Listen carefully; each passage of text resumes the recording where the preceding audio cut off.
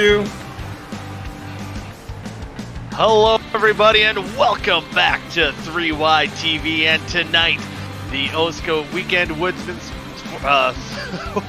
Woodsman Series is here at Twin Ring Motegi for the Seth Rawls Designs 280K. It should be a fun one here tonight. Joining me, I'm Mike Goodman. Joining along with me is Matt Bayuk and, of course, Carlos Acosta behind the scenes there as well, running your graphics, fancy graphics there. But Matt, we're here in Japan. You know, we're not as crazy of a track as last week. A little bit unorthodox track still, as far as NASCAR is concerned. But as far as this track goes, this Twin Ring Motegi Oval, it should set up for some pretty good racing here tonight. Yeah, totally different dynamic. The only similarities is we are on an oval in a different country than the United States.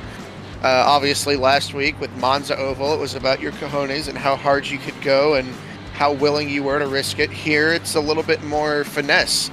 I'm not entirely sure how these things drive. I haven't driven it myself, but I did get the opportunity to spot for Seth Rawls whenever he ran Elite here for their Xfinity Series, and it was interesting. If you got packed on the loud pedal a little bit too early or a little too hard, it would get loose off the corner. It's tight going into the corner. It also pushes off the corner. It takes a lot of care to drive fast and also not tear up your tires. Tire wear is going to be a big thing too. Yeah, I mean, from what I'm hearing, it's pretty similar. Talking to the Do Good guys before the race here tonight, as we are getting underway with our group qualifying. See cars on track trying to get the pole for tonight. But yeah, you know, that's kind of the general consensus, and to kind of compare this to a track, if you will. I mean, I've heard comparisons almost like a Darlington kind of as far as the shape was concerned, as you've seen in the opening graphic. But to me, it's still not very close, but I would say somewhat similar to maybe if Darlington and Gateway had a baby, and Twin Ring Motegi is that track. I think you could throw Kentucky in there. I personally think maybe the corners are a little more sweeping as Kentucky's are rather than Gateway, and maybe there's a little more banking. I think if you were to, it's a weird like thinking of all the combinations, maybe you can go overboard with it. But like if you take the characteristics of Gateway, Darlington, and Kentucky, I think it kind of races like Kentucky a little bit. It seems that, obviously, if you want to pass people, from what I can tell, you're going under them and having to get runs off the corner and take advantage of that. But you can defend on the outside if you take better care of your stuff and know how to work that throttle. Yeah, and I think, throttle control is definitely going to be key tonight. We see a lot of the guys getting their cars upset here in practice. I think Gilberto there got into the wall, see some damage to the back end of his machine. Right now, Rhett Nichols on the pole with a 36.19, and Victor Aldrich behind him with Jeff Green and Kian Raleigh. Interesting kind of note here that seeing that number 11 car, it didn't seem like it was that long ago. He was in an 11 car. He was with Shift Esports. Now it's a little different. He's with S2 Racing. Is he there kind of helping the S2 Racing team for team points? Yeah. Kian overall he stepped away from the OSCA scene for a little bit, but he still likes to race if he gets his Thursday nights off. And as an open car, we're always going to take people for Shift Esports for that S2 team, and you know, everybody's still buddies with Kian after everything that went down. Everybody's good, so why not, right? And Kian, even if it wasn't Shift Esports, Kian would find his way into a seat tonight regardless. Everybody in the league knows that Kian can go out there and win you a race. So just depends on where he ends up. Tonight, he's helping out S2. Yeah, and actually, you also just if you didn't tune in to us last week, getting the sweep in the 99 car for S2 Racing, so trying to continue that streak for that team. And then we do see another Shift Esports driver note in that 4 car. Yeah. Dallas Myhan filling in for Indelicado, which I believe he did tell us he was not going to be present here tonight. So 4 different races, I believe it is, for Dallas in his semi-retirement. And four different cars as well for that banner. Talking about last week when Indelicato had some issues in that second half, it allowed some people to catch back up. This is like the biggest race of the season so far in terms of the guys right behind Nick Indelicato in points. Like, they got to have good nights tonight. Yeah, they're going to make up points regardless, but man, a couple top fives and some half wins and just getting all the bonus points they can. I mean, they could make some serious inroads into that championship lead. Yeah, it's gonna make things interesting as we get closer to the chase-offs here. You see guys still getting into qualifying about halfway through, about 4 minutes left to go here in qualifying. Rhett Nichols still has the pole. Not too many positions changed as of late in your top 5. I believe Darren Staff might be a new one in that 87 that kind of worked his way up into the top 5 as of right now. And with how this track kind of how it's racing, I guess you could say, how important is it, do you think, to be starting towards the front here for half number 1? Absolutely. I mean, you're going to see a lot of aggression on the restarts, because once they get strung out, it can choo-choo train a bit, and you're going to have guys get runs and make passes, but it's going to be important to have track position. I don't know the difference tires are going to make yet. They're going to wear, and they're going to wear a lot, but I don't know about the pace difference yet. But yeah, starting towards the front is important, and it's never a good idea to call things over before they're over. But I wouldn't be shocked if Rhett Nichols rides out this whole session with the pole. In practice, he was blistering fast. I know, hanging out in the shift chat down there, everybody was wondering what the heck Rhett Nichols is doing to be so fast. Talking about if he's shifting or if he's not shifting. He seems to have done his homework and got the place figured out so far. And Victor Aldrich and Jeff Green, those are good lap times too, but they're at least a 10th off currently. Yeah, and I was talking to Jeff Green before the race. He was about mid-pack or so, once practice got over. Now we do see him again in that third position. Mm-hmm. But yeah, he was wondering the same thing. Where did Rhett Nichols find this speed? And he was trying all practice to find it, and just couldn't quite get that done. And another guy, Damian Leininger, who just did crack into the top 5 as well. He laid down some good practice laps, but I was just kind of noticing he did seem to have a little bit of trouble as far as the consistency is concerned in his lap times. Consistency is very hard here, and I really do enjoy watching how they have to drive this track, how they're having to get into the corners, and how it's like there is a best way to get off the corner, but it is so hard to do accurately because the track is so wide and your exits are so awkward in the way you have to do them, and there's so much timing and finesse to your throttle control. I have a lot of fun watching some of the fastest guys get around here because they're also not the most stable. I mean, you kind of got to wheel this thing. It's a lot harder than it looks. Yeah, it's definitely a job here, that's for sure, especially dealing, as you said, the tightness entering into the corner and that finesse that you need to not give it too much beans and go around, which I think we've seen a couple guys in practice. Oh, yeah. We'll be seeing some beans tonight. Yes, we will. Spilt beans, I think, unfortunately for me, because I get heartbroken with Kevin, but Carlos might have to get that meme ready. Oh, Nathaniel Cherry. That's wow. the first change I've seen. James Watson as well jumped up into the top 5. Getting up there and getting into the top 5. Important starting positions here. Getting down into the last minute here of qualifying. 50 seconds to go again tonight. As per usual, 2 halves. 56 or is it 56? Am I remembering the right number? Yes. 56. 56, and the top. I better check this too. Top 8 boy. invert. I'm just winging it off of memory, and that's never good. The top 8 will invert here tonight. Oh, Braxton DeWeese to 6th. Right on the outer edge of the top 5. Starting to see a lot of guys put in those last ditch effort laps. You can definitely tell who makes it sick and who doesn't make it sick. Again, Rhett Nichols took control of this session from the start, and it looks like he is going to claim the pole. Oh, Damian Leininger there jumping into second, getting close. Good lap. Yeah, he was. Is that Tepe? Did Tepe? What was that? Is it a 6 or 8? Tepe got into 6th. I was going to say he looked a lot like of he had a movement good there run. at the end. Yeah. Wow. So yeah. So good. good final ditch efforts for those gentlemen, and as again we saw that Rhett Nichols, wrong one. Rhett Nichols hung on to the pole here tonight, and with that, I believe we do have our picks, which I don't even know who's first. I get to go first because I suck. Every single week I'm gonna say this, and it's only because it's the truth. But I'm gonna pick somebody that doesn't suck. This week I've decided.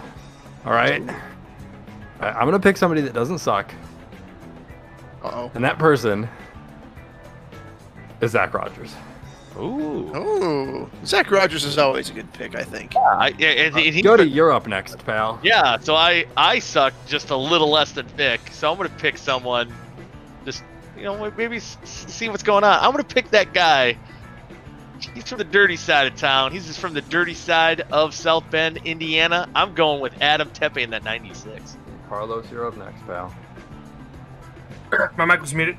I'm gonna go ahead and lay down all of my yen, with the number 26 of Nathaniel Cherry. Okay. Right, Dallas is up next. I will pull him up in a moment. Dallas, they are so far down. Jesus. All right, Mr. My Hand, who you got for tonight, pal? Well, I don't have me tonight. Can't pick you anyway. It's fine. I know. let's go with Adam Tepe tonight. I'll go with that. Half one. Ooh, got him. It's a good one. Well, I already. Yeah, Goody already picked Did him. Okay, Yeah. then. That's why it's a good one. All right. So who else you got, pal? Have I picked Rhett Nichols tonight this year? Yeah, you can pick a rat. I'll pick Rhett. All right, Matt, you're up next. I'll move you back down. Oh boy, am I torn. Boy, oh boy, am I torn. I am going to pick up where I left off last week and go with Mr. Third place qualifying lap. I'll take me Victor Aldrich. Ooh, I like it. He's been showing some very solid speed up there. That's a good pick. With that, we'll go through the lineup here for tonight. Seth Rawls Designs 280K. And again, on the pole is that number 55 of Rhett Nichols. He's running for Holotype Watson Racing, and he's out of Washington, D.C. And on his outside, filling in for Caden Tufts in that number 00. Man, hold on, I lost him on the sheet. Where'd he go? I'm looking under. You can do it. Oh no, I wasn't scroll up all the way. Running that 00 for Weekend Woodsmen's Racing from Bakersfield, California. It's Damian Leininger. Ooh. Starting in third place in the number 98 Holotype Watson Racing Chevrolet from Phoenix, Arizona. It's the number 98 of Victor Aldrich. To his outside in the fourth position in the 26 Shift Esports Ford Mustang from Canada, it's Nathaniel Cherry. And on the inside of row number 3 in that number 2 DGG Racing Chevrolet out of Owensboro, Kentucky, it's your 2000 Busch Series champion. It's Jeff Green. And on his outside in that number 96 South Shore Racing Chevrolet out of the dirty side of South Bend, Indiana, it's Adam Tepe. Next up, starting in 7th in the number 43 Holotype Watson Racing Chevrolet from Fairfield, California, it's James Watson. Starting in 8th, I know he's got plenty of fans in the broadcast watching him tonight, as they do every week, in the number 20 S2 Racing Team Mustang from Miamisburg, Ohio. If we could have a most popular driver amongst OSCA fans, it's probably Braxton DeWeese. Ooh, I love it. On the inside of row number 5 in the number 87 Arcade Motorsports Chevrolet from Inner Grove Heights, Minnesota, running that beautiful Mountain Dew scheme, it's Darren Staff. And on the outside of him in the number 99 S2 Racing Team Ford out of Worcester, Massachusetts, in even that better looking car. No bias there. It's Gilberto Javier Gomera. Gilberto's teammate this week in an open car, starting in the 11th spot, Kean Riley in the number 11 SG Racing Team Ford from Erlanger, Kentucky. To his outside in the number 32 Do Good Motorsport Chevrolet from Medford, Wisconsin, Dustin the Dragon Doer. And on the inside of row number 7, look out for this guy in the number 14 Weekend Woodsman Racing Chevrolet from Louisville, Kentucky. It's Zachary Rogers. And on his outside in the number 10 Shift Esports Ford from Asheville, North Carolina, it's Ty Pottymouth McIntosh.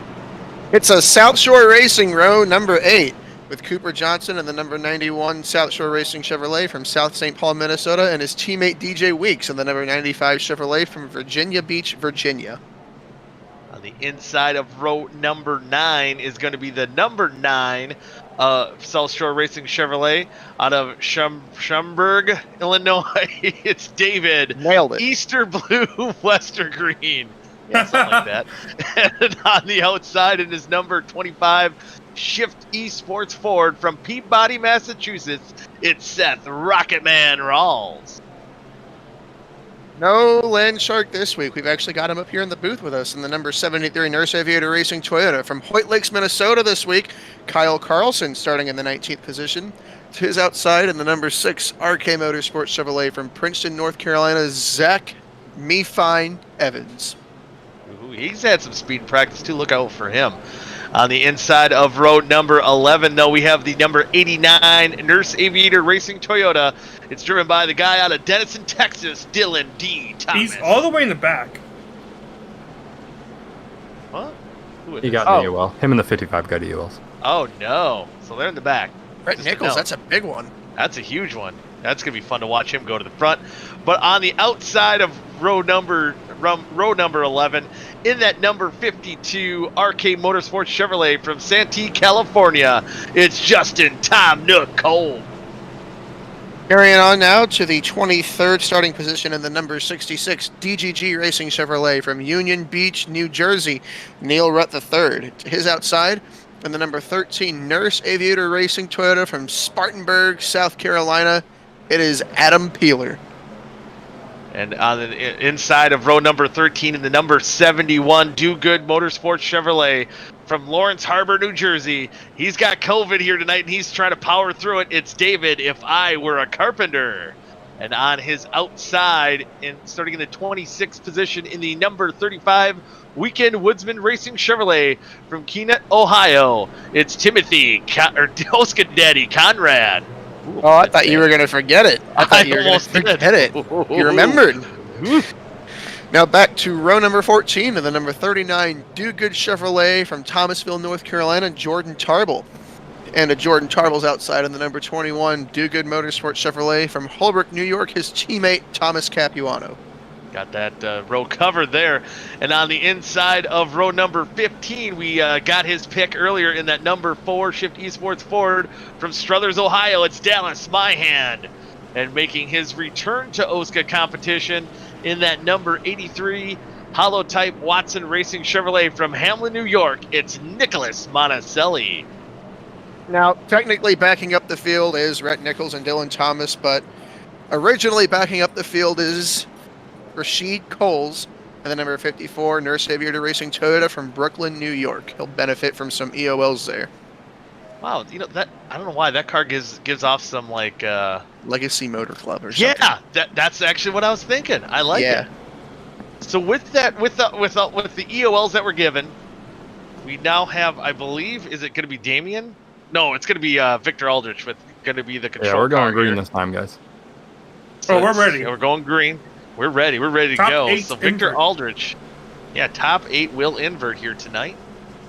And it'd be awesome to see that 98 car. He's had some tough luck this season, starting now and inherited the pole here on the inside. It'll be interesting to see again. 56 laps, top 8 invert for half number 2, and we're getting about to see that pace truck dive down pit road. There he Here we goes. go. Green flag out right away there. There's no Geico restart zone here, so it's gonna be tough for these guys to manage. But a great start on the outside lane as Damian Leininger is going to jump Wow. to the lead, along with Nathaniel Cherry's going to get in front of Victor Aldrich as well for that second position. Aldrich, despite being the control car, I guess maybe getting up through the gears wasn't good. Don't know if he's got H pattern or what he's got, but Damian Leininger shot out of a cannon and took Nathaniel Cherry with him. Oh, in the wall already, it's Dustin Dewar. Quick Cooper caution. Johnson. Oh, that was a hard hit to the inside wall for the 32. And it might be early. We might have to see that 3-wide TV replay, but it might have been a case of too much beans. Could have. I didn't quite see what incited it. Here, let's get a look here, I guess. Oh, Oh, no, not too into much the beans. outside wall. Not too much beans, and it gets the Ty McIntosh nowhere to go, gets the back of Tepe. DJ Weeks. Who was that pink car? Was that Westergreen? Oh, Westergreen sideways as well, trying to avoid all the mayhem. Oh man, that's all it takes. Oh, man. Cooper Johnson and David Westergreen at South Shore in general got swept up in that pretty good. Yeah, 3 cars being involved in that wreck for South Shore Racing. I do think, I think Westergreen and Johnson here. Ooh. Yeah, they'll. Cooper be might all- be okay. Yeah, Westergreen might. I'm hoping it doesn't make his car a little tighter on entry with that damage. Tepe might be a little bit more rough shape. Wasn't that DJ Weeks? Or- Tepe's in 4th. Wait a second. Yeah, I mix them up all the time. They have similar numbers or numbers and number fonts. So I mean, it could be Johnny Eckert one week. Who knows? yeah, right. They're The keeping me on my rotating- toes. They keep me on my toes. Yeah, it's the carousel there. Oh, a quick caution. Yeah. Gives them a chance to reset. Damien will now be the control car. Look at that 83 car. Who is that? Already is has damage. Very. Oh man, yeah, it looks like he got in the outside wall or something there for the 83 of Nicholas Monticelli. And we see some of the cars towards the back heading down pit road. That is a colorful car. That is a very colorful car. And I Oh, it's a wonder, three-way does TV anyone car. know what that says? Oh, it is a 3-wide TV car. Does that say 3-wide TV in No, Japanese? it's got the logo on it. Yeah, well, I seen that, but I thought maybe he, looked stuff up. I thought, I love the number Oh. font. I like everything about it. How it's bad was his interesting. damage here? Did he get? Oh. Oh. Well, we can't Yeah. really See see that. what fully happened, but No. Yeah, that was interesting for Monticelli blinking out there a little bit. I don't know, maybe trying to avoid the wreck. Got a little bit Now, too much on the brakes. That Rhett Nichols is already up to 19th. I'm assuming he made up some spots off the initial start, but that's plus 10 for him. Just with that wreck and all that. I mean, he and Wow. man, I'm gonna have to go find the point standings for OSCA real quick. Actually, Carlos, you have them, don't you? sure do. Sure do. Carlos is Take a always look on here. the ready. Oh yeah, James Watson and Nathaniel Cherry, who I believe, Nathaniel Cherry's there in 2nd, James Watson there in 7th. They're looking for huge nights here for sure. They could get pretty close to Nick and Delicato with him not racing tonight. Yeah, it's again a 90-point gap going into tonight. Definitely could close and make things interesting to end the regular season here. But as you see right there, 7 points ahead of 12th place.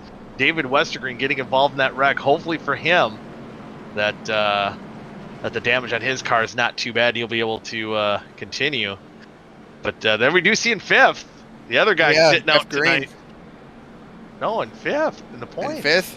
Oh, in the points. I thought you meant in the race. Oh, I I'm was sorry. No, I thought you were yeah. talking about the fact that Jeff Green was right behind David Oh, yeah. Westergreen, and he's 5th And on then- track.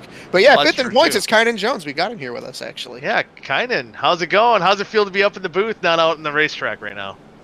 I mean, it's nice being up in the booth again, but would be a lot better being out on track, especially. A pretty wonderful track, but you got your boy filling in for you're kind of in the penalty box this week. You got Kyle Carlson currently running in 13th. What do you think about his chances out here tonight? Well, with it being such a wide track, if something does go on in front of you, there's plenty of space for you to go to avoid it. So as long as you can be in the right position and stay out of accidents, it's a track that isn't the easiest to pass on, and with pit strategy going to come into effect, it should make for really anyone to win. So too early to call right now. Yeah, it's going to be early to call. Oh, and just as we got the green, Leininger with a great Oh, jump. We have a Dallas wreck in the Myhan. back.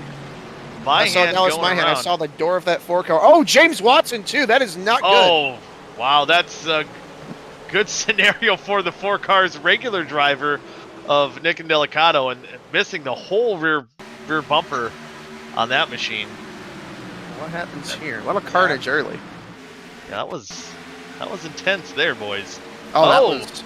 Oh wow. Oh, Brett Nichols. Oh, he's out of the race. Oh my Yep. goodness. Brett Nichols. Ooh, looks like Carpenter and Neil Rutt getting involved as well in this wreck. So And did That was huge.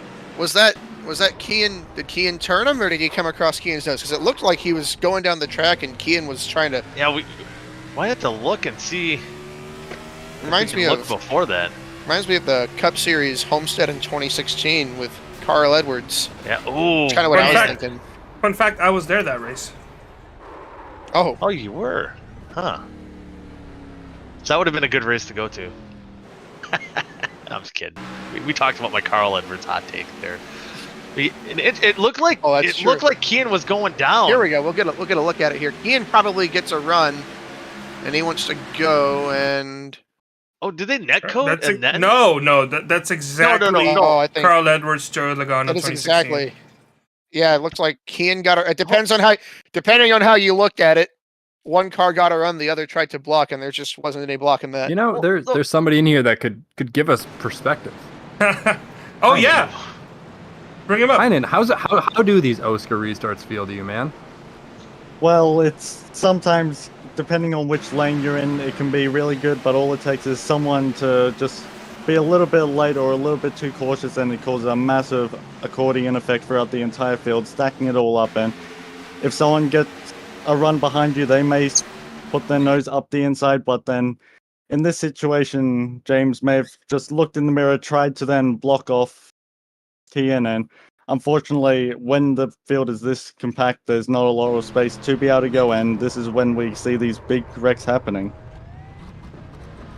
Ooh, and yeah, it's it did kind of jam up there. You see both the Aaron Leinemann tribute cars, unfortunately, getting involved in that wreck I here. think they'll be okay. It didn't Didn't look look like they too hit bad. too hard. I mean, It is maybe Neil significant Rutt. front end damage. Wow. That's a Oh, shot. boy. That's something. They'll That's continue, something, but at least I don't know for how fast they'll Carpenter. be. Yeah, it's gonna be rough for those guys, and especially rough for Carpenter, who is dealing with COVID-19 at the moment, running in the safety in his own home. So that's good. Good to hear that. It's good to see that he's at least well enough. No one talked him into racing tonight. I didn't beg him to at least start and park, and look at what happened to him now. I made him wreck. This is your fault. It's okay. He'll get half to redeem himself and you. Yeah. Yeah, speaking of redeeming themselves too, well, me never, but Brett Nichols, it shows how important too that, we talked about during qualifying how important it was going to be to qualify up front, try to stay up front. Brett Nichols, He was on the move, and now he's going to have to do it again in half number 2. Yep, and he's got to hope to not get taken out. I mean, yeah, he gets to go do it again in half number 2, but so far we've had 2 crashes, one kind of okay size and one pretty big there, and they have both been triggered by things that have happened in the mid to the back of the pack. I mean, no matter what causes it, it's just where things get bunched up. Yeah, and it's with these restarts too, and just talking about going through the gears, and we've seen even on the initial start, we've seen Victor Aldrich, who kind of inherited that pole from Brett Nichols, mishaps there. He did not get the best of restarts, and that could log jam you up and kind of cause this chaos that we just seen between Kean and Watson on that last restart. So and it was something you brought up too. You got to be aggressive on those restarts, and that's what I think Kean was doing, and that's what also Watson was doing, just a combo, and that's where things could get wild. And as DW always says, cautions can breed cautions. Now, real quick, Vic, I'm curious, because you tuned the setup. Did you happen to get a field number that we can kind of think off of up here, or? They'll run out when they run out. That's good. Okay. That's My usually what car happens. does that actually. My car does that actually. Yeah. When it runs out of I fuel, mean, it do you tends to be want out. to talk about your little like mishaps with cars and stuff? I mean, I know it was a few What? months ago, but we didn't get to discuss it. Maybe a Walmart parking lot was involved. Oh no! Did you run out of gas in a Walmart parking lot? Did you hit a Walmart parking lot? It wasn't running out of gas. It was something else. What did I do in the? Guys, I don't know what I did. Do you in the- not You remember hit from the Daytona? light pole at the Walmart parking lot? Oh no! No, we got flat stranded tire. in a Walmart parking lot because we had a flat tire. Because the guy's car we took, he'd never checked his tires, so nothing punctured them. It just got ran down to the friggin' cords, and it tore itself apart. And we limped like 20 miles to a Love's and went across 3 gas stations, filling it up and trying to use Fix-A-Flat. And then eventually we just slept in a Walmart parking lot. Man, you really picked my brain for that. I had no idea. I was like, what on earth did I do in a parking lot? I figured you might get there. It wasn't about fuel. It was always about the tire. Well, tires could see, and that's something you don't want to do here tonight, burning off that right front tire on corner entry. You see, we tied it in there. And we're about to get another restart here on lap number 9, going to 10. Another good restart for Damien. Let's see if these boys can keep those ponies in line here. Get a lap under green. And one thing I do like about this track, and it's hard to run, multiple grooves on this racetrack. The bottom, running on that white line is going to be your friend. But I like how wide the track is in case you do get put up in a lane or 3 wide. There's plenty of room for action to be had on this track. Yeah, well, it might not be racing grooves. I mean, you're going to get forced to run all over the track. I mean, you see right now, obviously the preferred lane's the bottom, but you just go where you can. If you've got to run, you've got to take it, you go somewhere. And there's guys fanning out into like all the way out into the 4th and 5th lanes. And look at that. I mean, you see that right there. I'll see your most popular driver. Most Tep- popular driver, Braxton, he's going for it. He's muscling that thing. But everybody knows how important that bottom is. Chepe almost went to block it. I think Darren Staff blocked Nathaniel Cherry as Cherry tried to move to the bottom. And this is how desperate you can get. Oh, and I think Braxton wisely kind of let Darren have that corner. Yeah. And it looked like Braxton was on his way up to 2nd place. He's fallen all the way back into 4th. It's just quickly how these guys can shuffle out on this racetrack here at Twin Ringo and Teggy. I mean, hey, you look at Darren Staff again. He's not wasting any time. He's being aggressive early, which I don't know how it's going to bite him. I don't know if he's running too hard, but I mean, I'd rather be aggressive early. I have insight. When everybody's bunched up.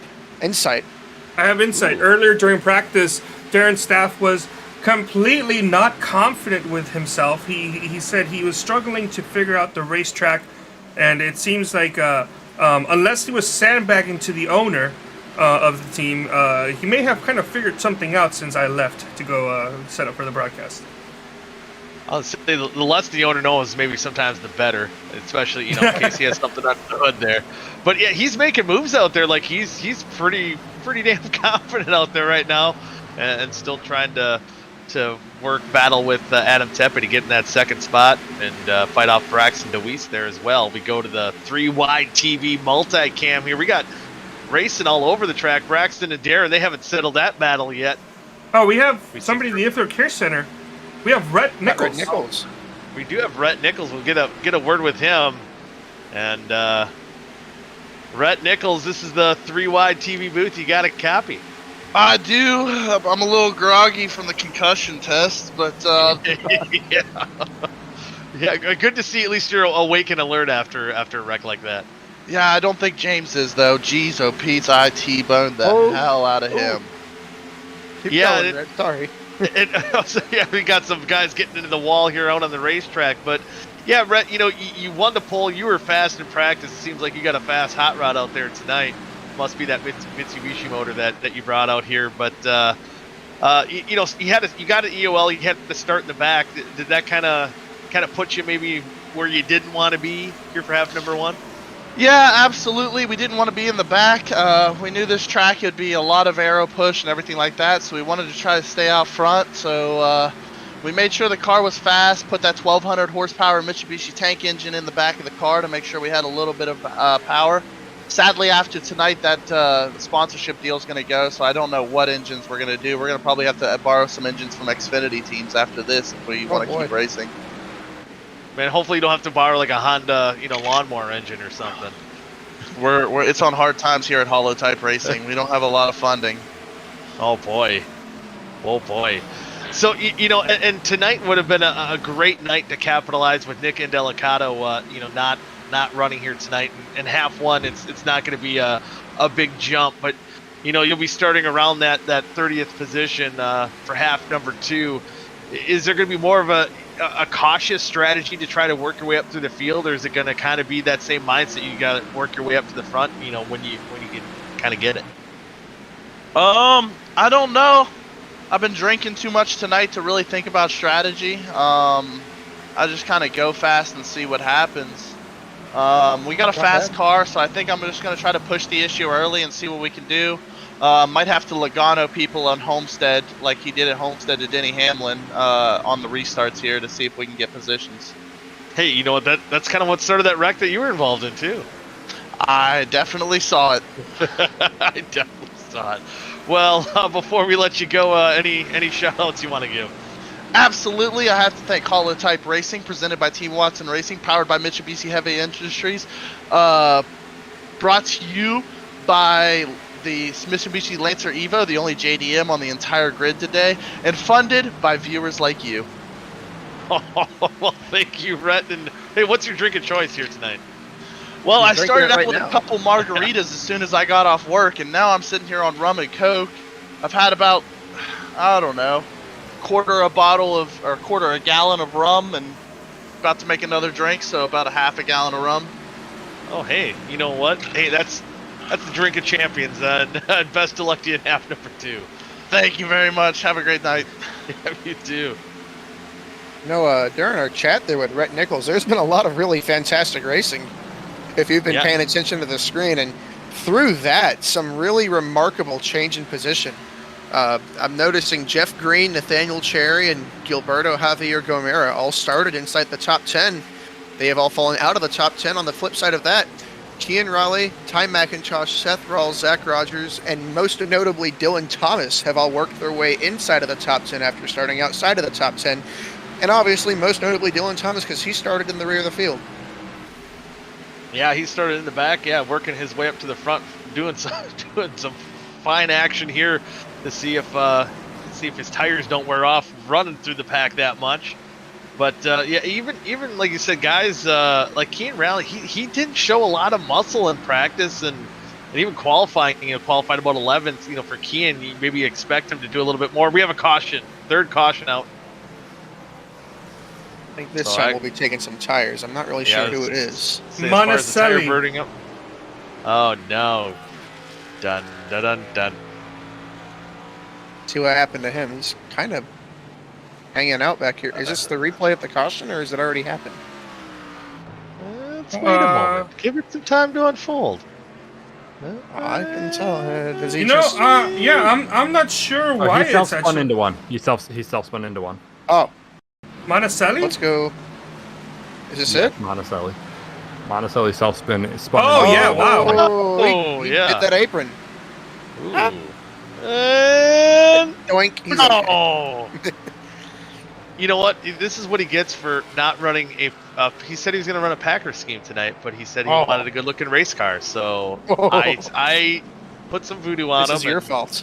Yeah, maybe I'm not even mad about it. I did the voodoo. Voodoo Mama Juju comes back. Yep. Oh boy. Oh boy. So we should be seeing, I think, like you said, a lot of guys coming down pit road this time by. We do see Damian Leininger, all the rest of the field behind him coming down pit road. Looks like everyone's going to be a taker. I don't believe anyone's going to be staying out at this point of the race. Now, are we able to? We are able to have Kynan go around and pick guys' brains about how their tires are and stuff like that. Am I right about that? Yeah. Yeah. Kind of. Go do some homework for us. Go some pit report. Go hop around. Go ask people about their tires. Tell them we're interested. Yep. I'll be right back. Sounds good, buddy. Be a Larry Mack. Yeah. Or no, actually be a Jamie Little. I bet you're just as good looking as Jamie Little. Okay. I wouldn't go that far. I'll be right back. Okay. Things I didn't need to hear for 400. Damian Leininger wins the race off pit road. And speaking of guys two guys decided not to pit this go round is Dave Carpenter and Adam Peeler, who take your top spots. You know, Dave Carpenter, do you think he maybe grabbed some tires after that spin? Maybe he feels like he can stick it out there? Dave Carpenter went down pit road on lap 8 Uh-oh. for 4.8 seconds. So maybe gas only. Oh, maybe gas only. Yeah. This might be, he's running that 71. He's got some Dave Marcus vibes going on here, maybe with just leading the lap, staying out under. Oh no, he's staying out. I think maybe that was Adam Peeler's plan, and that's why he's coming down pit road right now. Yeah, maybe Peeler's plan was to get that lap led, and Carpenter kind of ruined that. And either way, it doesn't look like he's taking any tires, but definitely has that front end nose damage. So I'm wondering if top end wise, if that's going to be a concern. It's maybe something, we could have had our pit road guy before we sent him off running down pit road to find out. But he will be at least one more lap up towards the front. Notice Victor Aldrich dropped out of the top 20 there. He came down pit road here. I'm not sure what that is for. Yeah, maybe unless it's a fuel thing with how many laps are left in the second half. I don't know if he's topping off or not, but interesting note again, having a lot of speed here, in practice tonight and qualified up towards the front. Not exactly translating it to race pace as of right now. So I'm wondering maybe Carpenter stayed out if he didn't get that lap led when they crossed the line, and now he might choose to go down pit road. We'll find out here in a second. Yeah, because it looks like he's running kind of a line like, hey, I'm thinking about pitting here, boys. Yeah, no, it can't be to save. I don't know if it's to save a set of tires. They get 2 sets in the pits.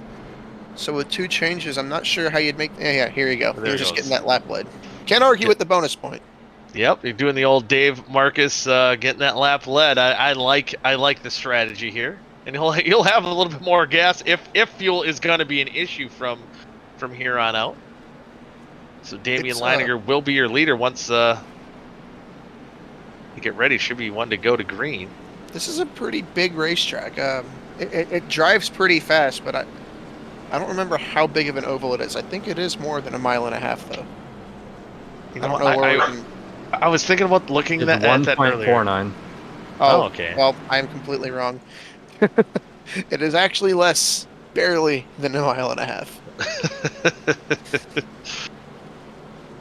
For some reason, I thought it was closer to 2. It almost feels like when you're driving it feels like a bigger track. Oh, we've got Kynan back. What did you learn? It's so wide. It is so wide. So, from my research, I was only able to visit a couple of teams. The 35 notably took 2 tires, so that's going to be very interesting. But oh wow, him 13 had identical right tire wear at 95% and 92% on the rear. So, with Tim taking 2 tires only on the rights, that's going to come into effect. But I feel like it's still going to be a bit too early. And Carlos, I know you're not going to be happy, but I went down to visit RK Motorsports to see if I could get a bit of information. All drivers took 4 tires, and from the 87, it was 92, 93, and 96%. Oh wow! So why am I not going to be? So it happy seems about like they're burning up those tires a little bit more, but also you have Darren Staff running up front as we do have the restart here, lap 25. Damian taking the lead in a battle for second now between Kian Raleigh and Darren Staff. And definitely, hearing those tire numbers as far as the percentage of the tire wear, what's left on them, it didn't burn them up as much as I maybe thought they would have. No, and we did get some caution laps there for sure. That helped with that, but they still, I want to say they raced about 10 to 15 green flag laps. I really expected a little bit more. Now, wearing the right front versus the right rear, I don't know if this track does any one more than the other. But you have a lot of control over which one you wear more. If you want to drive it in deeper and use up that right front, or if you want to back it off and get a big run off and use up that right rear, I think you'll see a lot of varying ways people end up driving late in the runs if we can get to that point. Yeah, and especially with the right sides only being at that 95 range for the Weekend Woodsman boys, Tim Conrad. I seen him. I think he restarted in 11th. And right now holding on to that 12th spot, and that might not be a bad idea because I think the left sides you're not going to burn that badly, and it might make it a little looser on entry, which maybe also could help. Well, so far Tim Conrad is looking pretty good. I mean, it's only been a few laps, but I think it usually only takes a few laps to find out if 2 tires works or not. Right, And yeah. He's still hanging on. Yeah, hanging on indeed. Now we're looking on board for a guy trying to hang on and get into the top 2 here. Darren Staff trying to work Kean Rally, and Kean Rally's getting a bumper full of that Mountain Dew car. Just a little wiggle. Carlos, I think that's kind of how you have to drive it. Yeah, you got to get it. You got to be ready for some wiggle. You know, again, Harry Hyde always said loose is fast, but on the edge you're out of control, and he's just right on that edge. Yeah, well, he's exiting turn 4 at about 9,000 RPM in 3rd gear. So of course I'd expect a little bit of wiggle. Oh yeah. Yeah, and you know, but Carlos, are you happy with the abuse he's putting on your motors? Remember, don't these bad Larrys have rev limiters? You know, I don't know.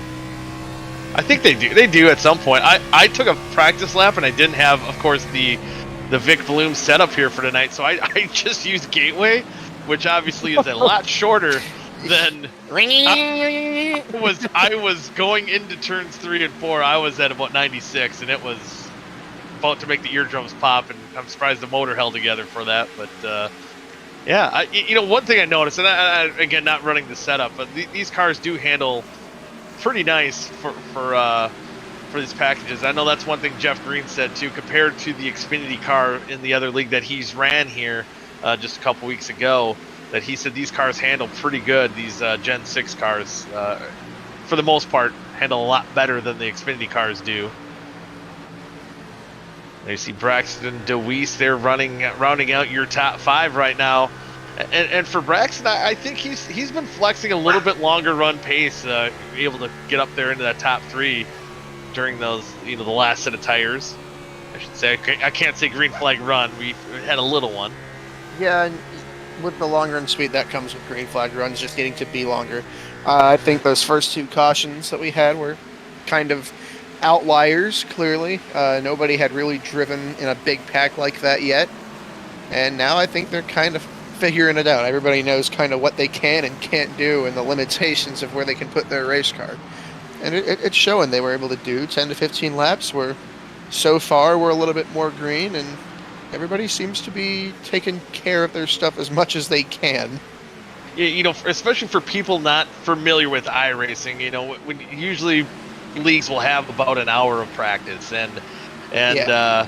You know, everyone's going out at different times, such as real life, and you don't really get that experience of running in these big packs unless you have what famously I think police drivers that I've been around call them pit parties, and running in a big pack. And a lot of times too, you're only running maybe in a 5 to 10 car pack. Sometimes you can, you know, get to the perfect, you know, almost the full field, you know, participating in it. But you know, you're out there practicing, kind of making solo runs or only running around a couple cars, and in single file especially, you know, you wiggle. You got all the room here. As we talked about how wide this track is, but you know, especially the trouble that we've seen, you know, in the early get-go, things are a little bit tighter on these restarts. Cars on the inside, so you don't quite have the wiggle room. You know, looking at the first caution, Dewar hitting the wall. You know, he might have done that in practice and just able to wiggle down the backstretch, you know, and keep on rolling. But with the pack behind you there, you know, that's when chaos can ensue. Speaking of behind, I mean, that lead is tight. I think Kean Riley just about got alongside Damian Leininger, and it looks like he's bringing Darren Steff and Braxton DeWeese's car starting to come to life. There's a little bit of a breakaway here. Yeah, and top 5 cars kind of breaking away. Seth Rawls wanting to join that party. And it's really, really easy, I think, to chew your stuff up and run it harder. There, Kean actually, close there. Oh, Darren Steff. It's been fun watching Darren Steff. He's taken a lunge whenever he's given an inch, and he's made some of it work, some of it's backfired, but it makes it fun to watch, and you can do some pretty spectacular stuff when you take your chances like that. Ooh, and driving wide into the corner is Tepe. I thought maybe was almost going to get in the back end of that 20 car Braxton DeWeese, but what that has done now has brought Seth Rawls into the mix here too. So now it's a 6-car party up towards the front. Now, 2 things to note. I think he and all but got into the back of Damian there going into 3 and 4. He's definitely trying to put on pressure and be patient, but Seth Rawls doesn't entirely shock me. I didn't mention Seth ran that whole elite race, and the Xfinity cars definitely drives different than this one. As you see Deweese diving under staff, Seth Rawls does have some additional experience on this racetrack. Most oval racers on iRacing never go here, and I almost guarantee this is most of these guys' first time at this racetrack. So that extra bit of experience might be helping Seth Rawls here in this long run as we get into it. Oh, caution is out once again. And there it goes. Son of a gun. Just when the racing was getting good up front, we even had Ty McIntosh looking to get up there. I don't have anything. Well. 91. Oh, Cooper no, Johnson. Cooper Johnson. He has a fresh new look, and man, that thing looks pretty sexy, but not a good half. It's lap 35. Oh, wow. Wow. I guess maybe he... What? So, yeah, was that Netco? Because he hit Tarble twice. I think maybe he was kind of washing up jacked the up. track and... Well, I don't know what happened to Tarble get loose because he was probably expecting to be able to track up more. Yeah, 35 just naturally did not go up, held his line. And then 91 expected 35 to go up. Yeah, I never seen a car like It was jackrabbit 39, like that. actually, not 35. It was lap 35. Sorry. My bad, excuse me. Hey, you'll see Tarble here, instead of tracking up like Cooper Johnson expects him to, kind of just, he sits there. Wow. Yeah. I mean, it kind of hurts to fault This Cooper. is where you have to go and shove them where he needed to be. Yeah. And Tarble, the first bunny hop was like, nope.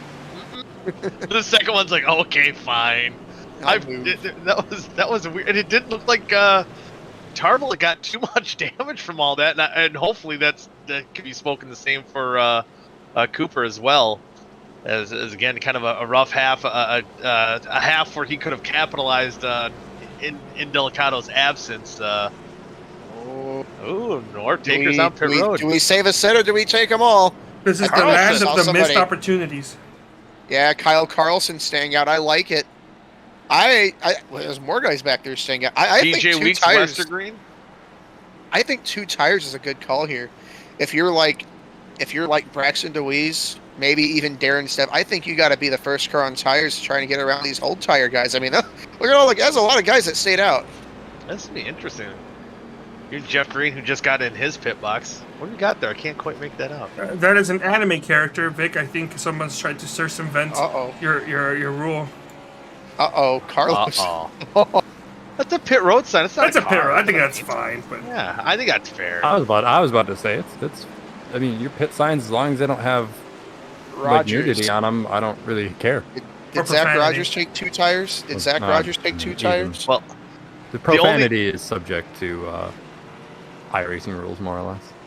Well, the only way I could get Dustin Dewar to stop in his pit box is to have me nude on a bearskin rug. But I have Zach Rogers listed as 9.77 seconds. Yeah. Oh, so he took the 2 tires. Now this he's not going to be the first car in fresh tires, but it worked out pretty good for OSCA Daddy, and he's going to be up there in the front few guys working through slow traffic. And one guy here too, that 73 Carlson, he was laying down some pretty good laps in practice as well. So now he's going to have that clean air. He's going to have those older tires. So this could be an opportunity for him to set sail a little bit, and he'll have that buffer between the guys. Damian Leininger, again back in 9th position, he could set sail a little bit, and it's going to be real interesting to see, because I think this is where this race is going to get real fun, because we get say another 8 to 10 lap run here once we go back to green. Do they pit, or do they kind of lay in their bed and stay out now?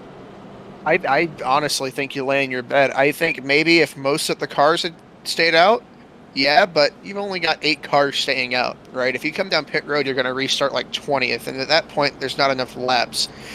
I think this is bad news for Monticelli and Peeler and even Aldrich, but for Kyle Carlson, DJ Weeks, and David Westergreen, this works out great for them. They've got to take off though. They've got to take off good. They got to hit their marks immediately and drive as fast as they can, because as hard as passing is here, the fastest cars of the day are 9th, 10th, and then on back.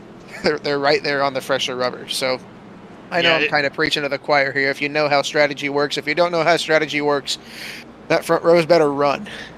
Yeah, they got to get going. It's always the worst feeling been in this position too when you're guys like Peeler or Monticelli being the last guys to stay You're up. like, oh man. Yeah, there's no chance it's working for you. You at least hope for, I mean, at least one row. You want at least 2 cars behind you to try to build that gap so you can run. But if not, it can get a little rough. As Carlson's going to choose the outside line here once we get going back green as the field gets the 1 to go signal. The outside line seems to be popular, huh? It Just does. for restarts. Yeah, just for the restarts tonight. I'm sure someone's going to mix it up, in half number 2 like they always do. They bait us a little bit. But, well, I was going to say, too, with these guys staying out, and we didn't have a very long green flag run. We kind of gave us those numbers with those guys after that first stint before the first pit stops.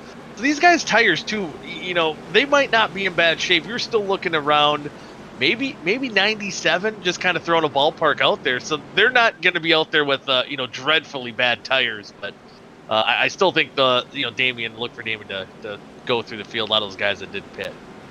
Yeah, and in the end, facts are facts. Kean Riley and Damien Leininger were pacing the field. They're the fastest cars. Carlson, Weeks, Myhan, Westergreen, they've had decent pace, but not quite as quick as the guys who are restarting 9th and 10th right now. So their tires aren't going to be as good, but they're not going to be bad. Hopefully they've just got enough to work with where they can fend off any challenges for as long as they can. They got to go 16 laps here. It'll be 16 laps yet. Once we get going back green, we end the 4th caution. Green flag's underway. Kyle Carlson's leading him to the charge here. That was like an old CBS 4 camera. wide in I the like back that. of the field. Again, those aggressive restarts, we've been seeing it all night. Damien Leininger already flies up to the 7th position going into turn 1, hanging out Aldrich and Peeler on the outside. Kyle Carlson's going to watch as the guys behind him battle for that 2nd spot. Deweese, Aldrich, Wally's around. Gilberto, I believe, is involved. That was a big wreck there. Oh, I think OSCA Daddy might have got some. Tepe spun around. Oh, man. Oh, and that is not what Carlson needed to see. What those guys that stayed out, they needed it to go green, and they're just going to bunch him up and let Damien Leininger have another swing at him. Yeah, he had a great restart there. That was nuts. Oh, man, wow. It looked like Peeler and Aldrich both got in the outside wall at the same time. Oh, my goodness. I'd love to see if anybody drove through this thing. That was kind of, the guy's flying everywhere. Can we look at Ty McIntosh's on board? I think he had a few moments in that wreck. Well, no to you. No, we don't want to look at potty mouths. He might have been swearing for. He's probably saying something. Oh, crap my pants! Yeah, Deweese. Ooh, that damage there. Well, whatever it is, I don't know because he doesn't have his webcam on. Oh boy, he definitely was probably seeing a few cuss words there and maybe praising the man above there for getting through that one. Oh my, Justin Cole. Dogging it through the corner there. Ooh. Ah, Kean coming back up. See, oh, no. cars. Oh, who spun late there? Oh, 99. Oh, wow. 99. Who was that? Oh, last yeah. Oh, yeah, he got hit hard there. I think. Oh! Oh, no! Conrad. Tim! Oh! Not OSCA Daddy. OSCA Daddy and my mommy sponsor. We've got not Mrs. somebody Goody. in the interview waiting. Yeah. Mommy and Daddy got in that wreck. we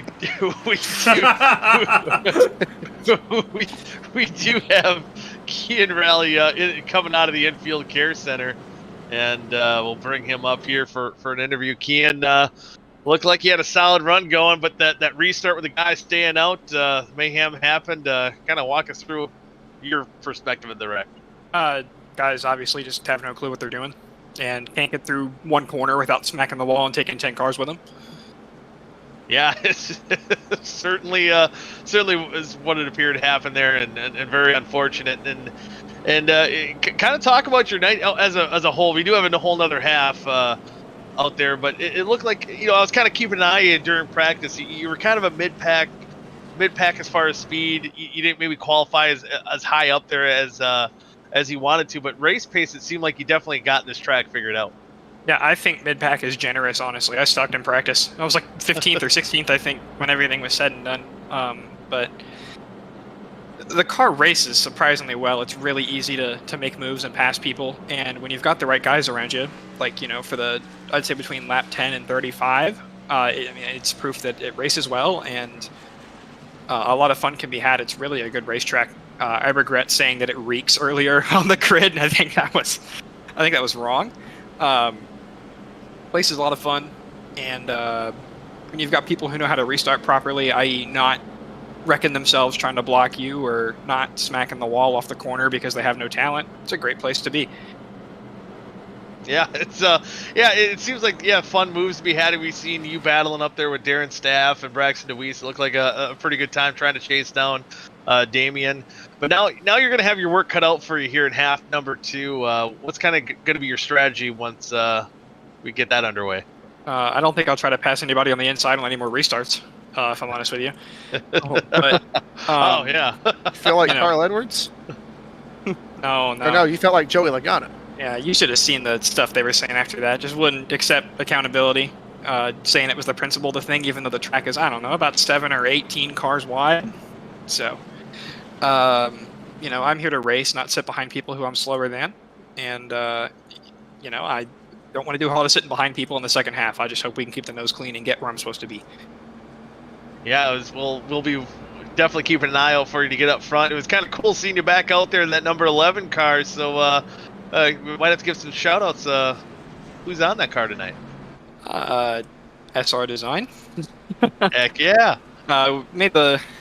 Made the call to come race last night. I don't really have anything going on Thursday evening, so I'll probably show up a few more times. Most namely next week. I plan on coming back next week to run Talladega, because who doesn't want to run that? That's, I'll tell awesome. you what. You come back next week. You're gonna win that race. Oh, well, I should say 2 weeks from now, shouldn't I? Yeah. Hopefully we can make that happen. But yeah, it's just it's nice to be back in a number I'm familiar with, a nice looking car, and I'm running with the guys I like to run with. So it's really enjoyable. Heck yeah, we'll be looking forward to seeing you guys link up more in the future and even in the second half tonight. So good luck to you, Kian.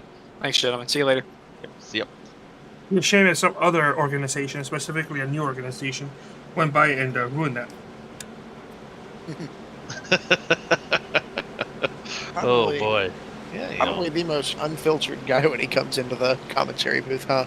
Yeah, he just says it how he feels, man. It's there's no filters there whatsoever. But it definitely has to be frustrating with the good night gone bad there, and I'm sure a lot of drivers feel the same way. But sometimes when they're sitting in that infield care center after they get checked out by Dr. Vic, they calm down. Hey now, I'm not a doctor. Whoa. he just plays one on iRacing. And we're back under green flag. 12 laps to go. What a great start by that outside line. Dallas Myhan not getting the best of restarts. That's exactly what Carlson wanted to see in that number 73. And I got to ask, is our pit reporter, how's your heartbeat feeling right now? Well, with the laps quickly ticking down, this is when the heart rate's going to be picking up naturally, but with, a car I really should be driving in the lead. Oh, There's a bit contact! of pride for the owner points. I think they saved it. They Wow! saved it. Oh, Darren Oh, Seth! no! Oh, this car's Seth Rawls Oh, is Seth down. Rawls, and the caution's out. Oh, boy. They ping-pong around, and Cooper Johnson getting involved in the wreck again. Oh, man. Man. So a bad half. That, just exactly what I think kind of wants to see. I believe he's talking about the owner's points, and definitely looking good for him in that regard. Oh, I think Darren Man. Staff and is that Nathaniel Cherry had some contact. Oh, wow! Is that no way? That That was net code on the 25. That was like, oh my goodness! that was 29 feet of net code there. Just about. And Darren, there's the initial contact. You see him trying to stay off, and then Rawls put in a weird position. And that's McIntosh and Jeff Green got a pretty good piece of it there too. Yeah, I see that left side damage for Jeff Green. I gotta say, I think this is the most amount of times I've ever seen Zach Evans be right next to a crash in front of him and not actually be involved.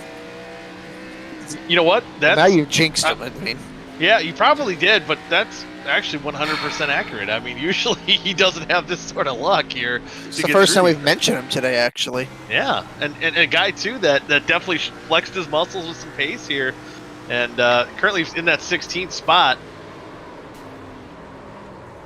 Definitely lucky to be still running there, and yeah, quite a bit of damage there to the 10 car of Ty McIntosh. Jordan Tarbell in the 39. Now I'm not out there driving the racetrack, Whoa. but for whatever reason. Whoa. Oh, sorry. No, you're good. You're good. I'm moving too fast. We're still on the replays, and I'm already looking at the restart. I noticed Kyle Carlson picking the outside. I think I'd be paying attention to Damian Leininger because it looks like, you know, with the new restart rules in iRacing, leader has a much bigger advantage than they did before. But it seems like the leader in tonight the leader's getting out to such a big lead. Well, no restart Picking that zone. outside. Oh, yeah. There's no. There is a restart zone. There is a restart zone. There is? Yeah, there is between those two white lines at the end of pit road. Yeah, I kid you not, there's a restart zone. Yeah, it's just I think it's just hard to pick up. Well, then, continuing, I guess. If I'm Carlson, I'm picking the lane opposite to Damian Leininger and backing him up. I mean, you saw Carlson got a fantastic jump, right? Dallas Myhan struggled on that restart, but because Damian Leininger was also in that top line, he was able to pass two cars without even really trying. Even though that top line seems to be what everybody's picking, pick the bottom and really try to stack up Damian as much as you can. That's what I'm thinking if I'm going to pick a lane. I'm watching where that 00 car is, the guy who's led almost all the laps. Yeah, that's definitely to keep note. I mean, you look at, I believe Westergreen started in that 4th spot last restart, and he worked his way. He's sitting in that 2nd spot right now. So definitely something I think that 73 really needs to consider. Our residential 12-year-old has been released from the infield care center. Oh, man. Mommy's going to let him interview. Huh. Mommy and Daddy just wrecked, actually. Mommy and Daddy wrecked, so we were able to have the 12-year-old Ty McIntosh up here for an interview, but again, unfortunately, not the way you want to talk to us tonight. And another wild wreck here at Twin Ring Motegi. Ty, what was your perspective of it? I mean, I think it starts on the restart. I don't know why we're laying as far back. Hold up there, champ. Hold up. I gotta turn you up. Are you good? Yeah, I turned my mic volume down. I've had problems with people hearing me, but I think it started on the restart when we're so far back off the pace car, then we pick up speed, then we kind of stop, and then it shuffles everybody.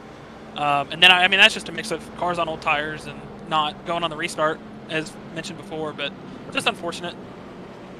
Yeah, unfortunate indeed, especially with a couple of your teammates being involved in that wreck as well, and kind of having a rough night here so far. Except you do have your boy Dallas Myhan up front in the 3rd spot, but so what does the guy do? What's kind of strategy? We start near the back here in half number 2. It's definitely going to be some tough work to try to work your way up to the front. Yeah, I mean, I think the plan for me, especially right now, is just going to be, I mean, I'm going to be starting in the back, so just kind of hang out in the back. Going to Bristol this weekend, so it'd be nice to take the boys a good finish and have something to talk about. So. Heck yeah, going to Bristol, that should be awesome. Hopefully we can hang out and have a good finish and represent FHD well.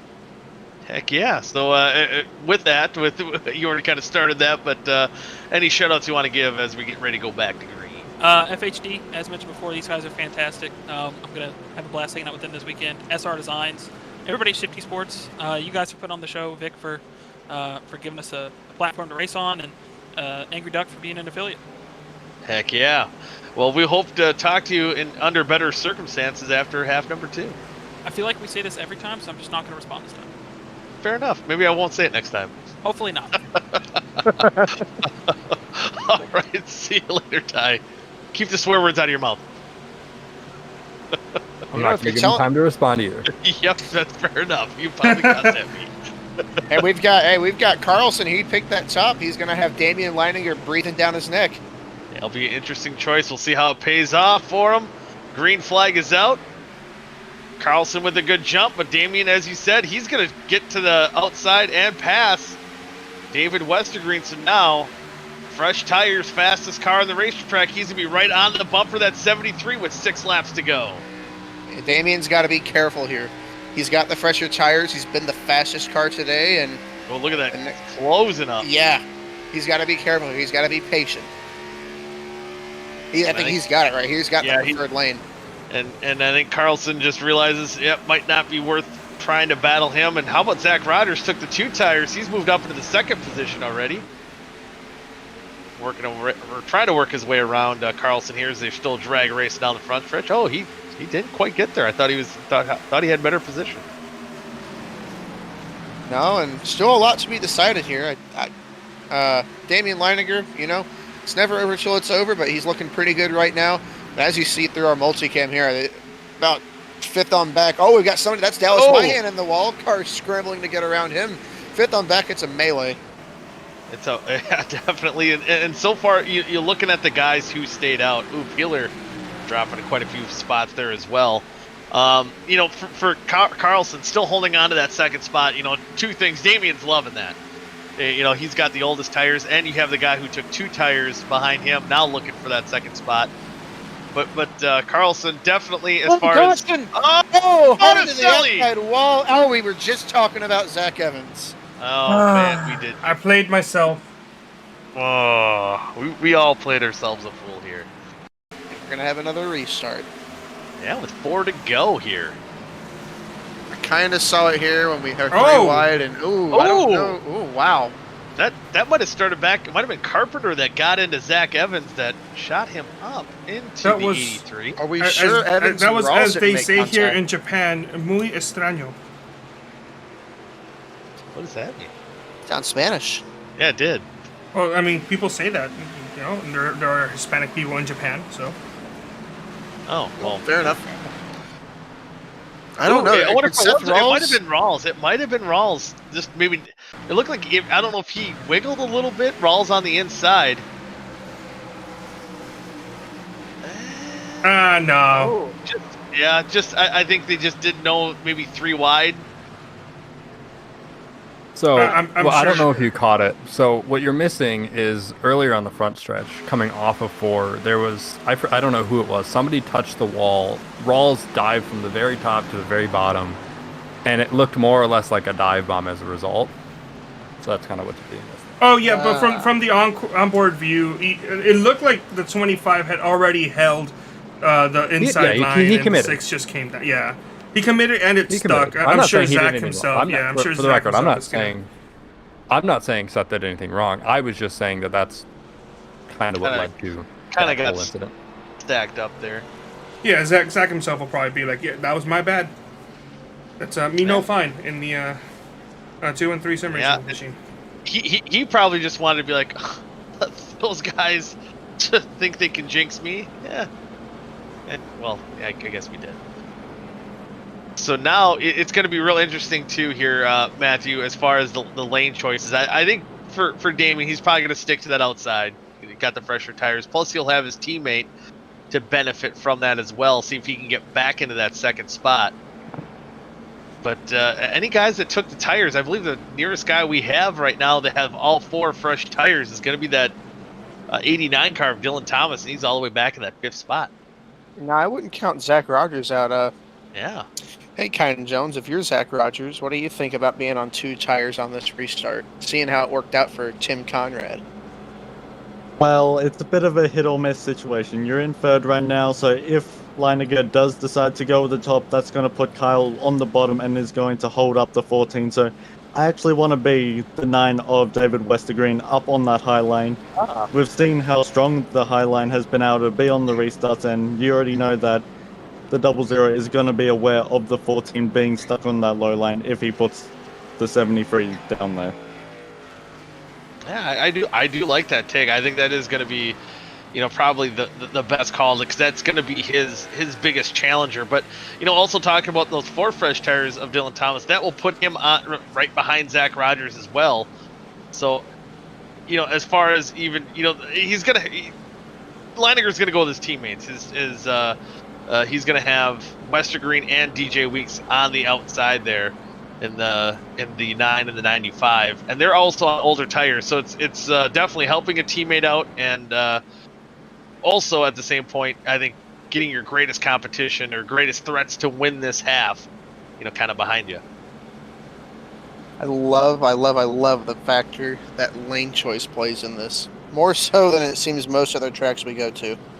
Yeah, this has been interesting, and it's been fun, and I bet you Carlson now, especially how that resulted for the last restart, he probably put that in the old memory bank, and if he's in that situation again in half number 2, I guarantee you he chooses different. Yep. And I mean, it's it's just one big chess match. Yep, and that's just again all the strategy of racing. 2 tires we've seen, no tires. It just all plays into the great chess match, and should be getting the one to go to green. And since we do have Kynan here, I gotta ask you, Kynan, what do you expect? someone here just on, blew up. On this restart? Who's that? Who blew up? I don't know. Who I done heard the blowed up? engine. Uh-oh. It's likely somebody on pit road, nobody on the actual racetrack. That could be true. Not Victor. Victor, yeah, no, Victor's under power. Yeah, it could have been one of those damaged cars on pit road. So, Kynan, what are you expecting here on what could be here our final restart? So right now I'm expecting Leinemann to get a strong restart. He's going to be able to pull about 3 car lengths on Kyle on the inside, and he's going to be able to easily clear him. But the real battle is going to be for the 2nd and 3rd position. Zach is going to be wanting to push Kyle going into turn 1, but not enough to be able to turn him, so he might try to drift up, but he won't be able to get clear with the 9 and the 95 above him, so he might try to get a good enough restart to then duck below the 73 and take a free while going into turn 1. But either way, something's going to go on, whether it's going to be on the white flag or the restart. But one thing I know for nearly certain is Damien should be able to pull this when out the hat. It should be, unless something crazy happens. I think he's looking. His chances are looking good as of right now, and especially I think those outside South Shore Racing teammates are going to be hooked up here. Let's see if there's any desperation on that inside line. Green flags back out. Oh, and those guys, all of those South Shore Racing guys, they clear top 3 now, up towards the front. Oh, and there's aggressive moves between teammates going down into one. Weeks did a great job covering off Carlson. Darren Staff running high, wide, and handsome. He's blazing on the outside. Aaron Staff was spinning around just a couple of restarts ago. Now he's got fresh rubber, and look at him go. I don't know if he's going to have anything for Damien, but he's got a lot of cars left to pass. And look at this, it's 3 wide. It's going to be tough for him to get around. Whoa! Contact, David Westergreen! Oh, caution! Oh, Peeler in the outside wall. Oh my! It seems like every time we're gonna get David Westergreen a good finish, and the end of the race, something happens, and man, that was close. It was tight, and you can see how hard both drivers were not going to give up an inch, and it might even have been a little bit of net code that turned them. Oh, in the back too. Oh boy, yeah. That's OSCA Daddy. Oh no! Scotty now got involved too. Oh man. A lot of bullying going around here at Montegi. Yeah, it's just oh man. And I think between the drivers they were really arguing. Oh wow! Oh, he gets to the back of Jeff Green. Oh, and Neil Rutten hard on the outside wall as well. Tempe was like, "You do not treat the 2000 Busch Series champ like that." That's right. OSCA Daddy, sit down. And the other thing they were arguing about if the net code is real, and it did look like, it's certainly from our broadcast perspective, it did look like net code, but it did also look like a situation where that contact might have been inevitable either way. I don't know about that one. Usually we're on the same page. I don't know if there would have been contact regardless. It was pushed up. It was. Let's study it one more time. Let's take another look. Okay, that was the worst possible angle I could have chosen. I was gonna say that was terrible. Inconclusive after that one.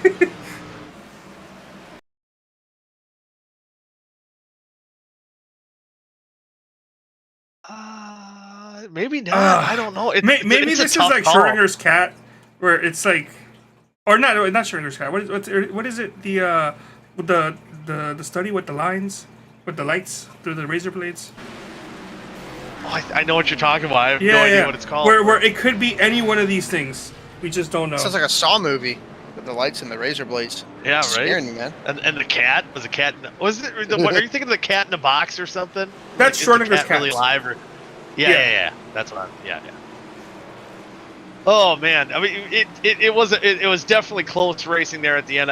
No one can argue. I either way, no intentional contact between the two drivers there. But unfortunately for Westergreen, who's battling for a top 5 position, going to be pushed back all the way to 24th. And now things are going to be changed up again. And I still think if we're talking about lane choice here again, Matthew, I think Damien again has to choose that outside because, again, we're talking about Zach Rogers on the 2 tires would be behind him if he chose the inside line. He'll have Carlson on his behind him on the outside, and while he might be able to get back up in that second spot, I think that's at least between those 2 drivers, he'd be the least amount of threat just based on the tire wear. Yeah, and I feel like every week I say something along the lines just to clear myself of calling it over in case it really isn't over, but it is never over until it's over. But as Kynan said, I mean, it kind of reminded me of Tony Romo. If anybody's heard Tony Romo before, he's like picking apart the defense before it happens. Like, yeah, this guy is going to pull and this guy's going to drop back. He was like, Damien's going to get a good restart, get out to a 3-car length lead, and I mean, I think it's very specific. I think it's a pretty accurate representation of what either could or probably should happen.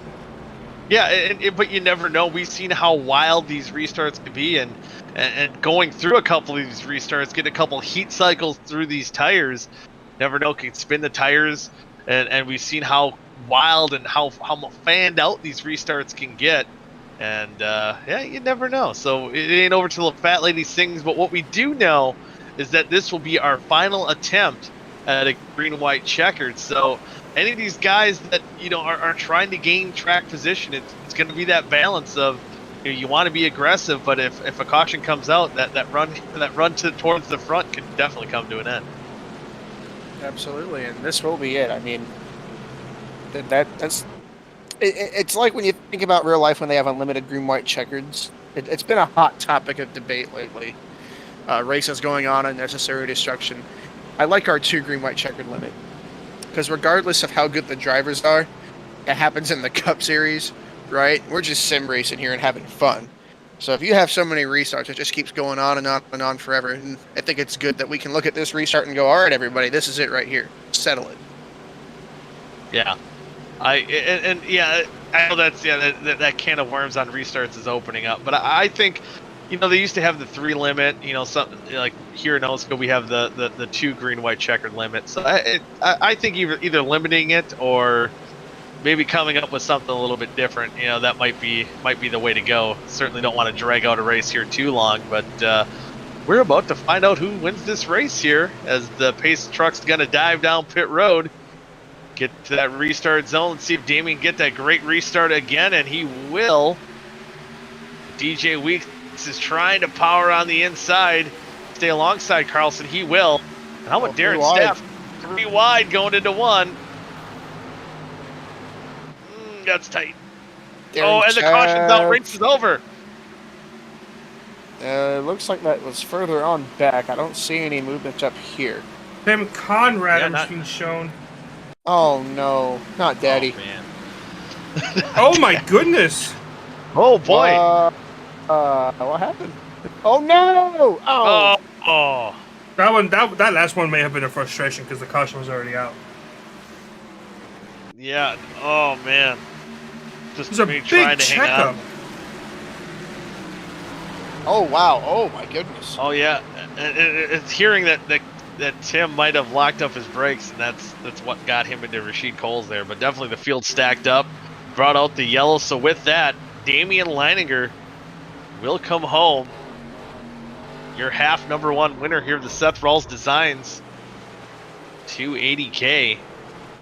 Teammate DJ Weeks will finish second. Kyle Carlson holds on with those old tires in third. Darren Staff, man, he was trying to go for it. He'll end up fourth. Zach Rogers rounds out your top 5. How about my? Oh yeah, what's up? I'll say my hand. How about that? He ended up 10th. He was losing positions there, so he hung on to that top 10.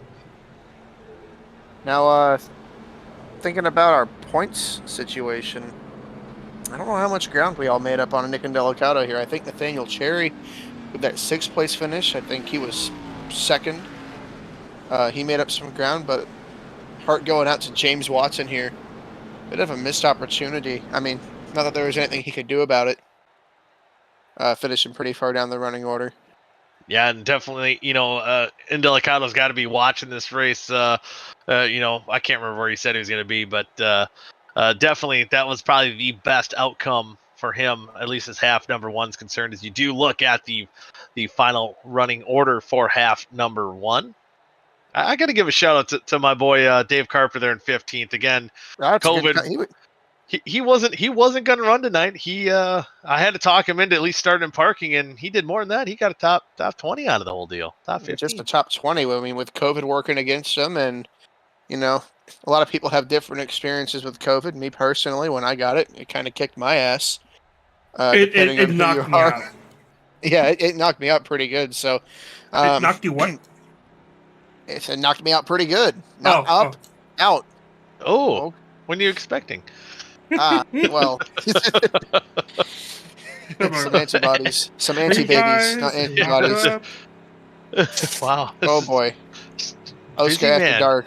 Yeah, here we go. Kids, plug your ears. What I was trying to say before, apparently I got knocked up by COVID-19. Dave Carpenter, with COVID working against him and all the incidents he was involved in tonight, I'm just putting into perspective, that's a good 15th place finish right there. Oh yeah, he actually did sound pretty rough. I felt really bad dragging him to the racetrack here, but yeah, good solid run for him. But speaking of a man who's busy and doing what he's not supposed to, it's that 00 Damian Leininger. Damian, hell of a run there, buddy, back in victory lane. Yeah, it was. I mean, can't tell you how hard fought those last couple laps were. Just driving as hard as I possibly could, about 60 miles an hour to pass the finish line. Hey man, someone had to do it. You were just the best one to do it. But you led all the laps just about. Yeah, and not saying it. Well, being modest or cocky. I don't know how we want to describe that. But definitely, on those final couple of restarts there, especially, you had to restart back in that 9th position, work through the guys who stayed out, and definitely wasn't a foregone conclusion you'd end up in victory lane here. Yeah, I mean, I knew I had a pretty solid car throughout the race, and once those guys stayed out, you kind of knew chaos was going to ensue a little bit anyways. So I was just trying to, be smart with where you put the car, and was lucky to avoid that. I got on the bottom of that wreck, or that, when that wreck happened, because Kian was up top. I mean, we were probably the 2 best, and he unfortunately got taken out in that wreck, so kind of just a little bit of luck there. But once you got the fresh tires and you got people staying out, it's all kind of about how you can work your way through the field as smoothly as possible. Yeah, speaking of working your way up through the field, now in half number 2, you're kind of going to be in a similar situation, but now everyone's going to be on even tires. Is it just kind of just mind your P's and Q's? Restarts are probably definitely something you got to watch out for. What are you going to do to kind of avoid the trouble now that you'll be back there a little bit? I mean, you just got to try and run your race, be as patient as possible, and there's sometimes where you can't avoid the incident. It's just going to happen sometimes anyways, right in front of you. I mean, look at Kian. Not that he did anything wrong there and got taken out in it. So it's all about just trying to be patient, run your race, control what you can control, and if you got taken out in something that's not your fault, and just move on from it. But just try to be patient and see if you can pick your spots here, and people are going to be, going for it. And if you can just stay patient, run your line, don't overdrive the car, and most times than not, you'll work it out. Yeah, I heard a wise man once say, "Control the controllables." Is that what you're saying? Yeah, pretty much. Yeah. Good Ryan Lutz line. Yep, that's instantly what I thought of there. But with that, yeah, you had a. By the way, I love the car you had out there tonight. But any shout outs you want to give? Yeah, well, if you love the car, thank Vic Bloom Design. I know he doesn't like the S at the end of that, but randomly he just came to me today and said he got bored this morning and made me a car because he heard I was going to run in it. So can't thank him enough for throwing this scheme on there. The Batflip Podcast, baseball podcast, you can find on all your podcast platforms or YouTube. Just you guys for not picking me that race. Don't pick me this race. Thank you very much. Ooh, I don't know what that's if Vic tells me that one of you guys pick me, I will intentionally run it head on into the wall and turn one. All right, I am not running for points here. So I will do it. I will hurt you guys. So you're talking about you're not running for driver points. That 00 is running for points though. So I'm not sure that Timmy would appreciate you wrecking that car. Would you take owner points away from a 14-year-old kid? Yeah. Listen, things must be done to stand your ground. At the end of the day, all right, Goody. I will stand my ground. That's true. That is true. Right. Who's picking first? Me. Oh, who's leading the points? Dallas is picking first. What? Yeah, Dallas' driver finished last, man. I didn't realize that's who he picked. Man. Yeah, that's true. But Damien, one thing before we let you go, get ready for half number 2. How much Brewer talk are we hearing about on the Batflip podcast? Hey, how about the Mets? Too afraid to face the Marlins.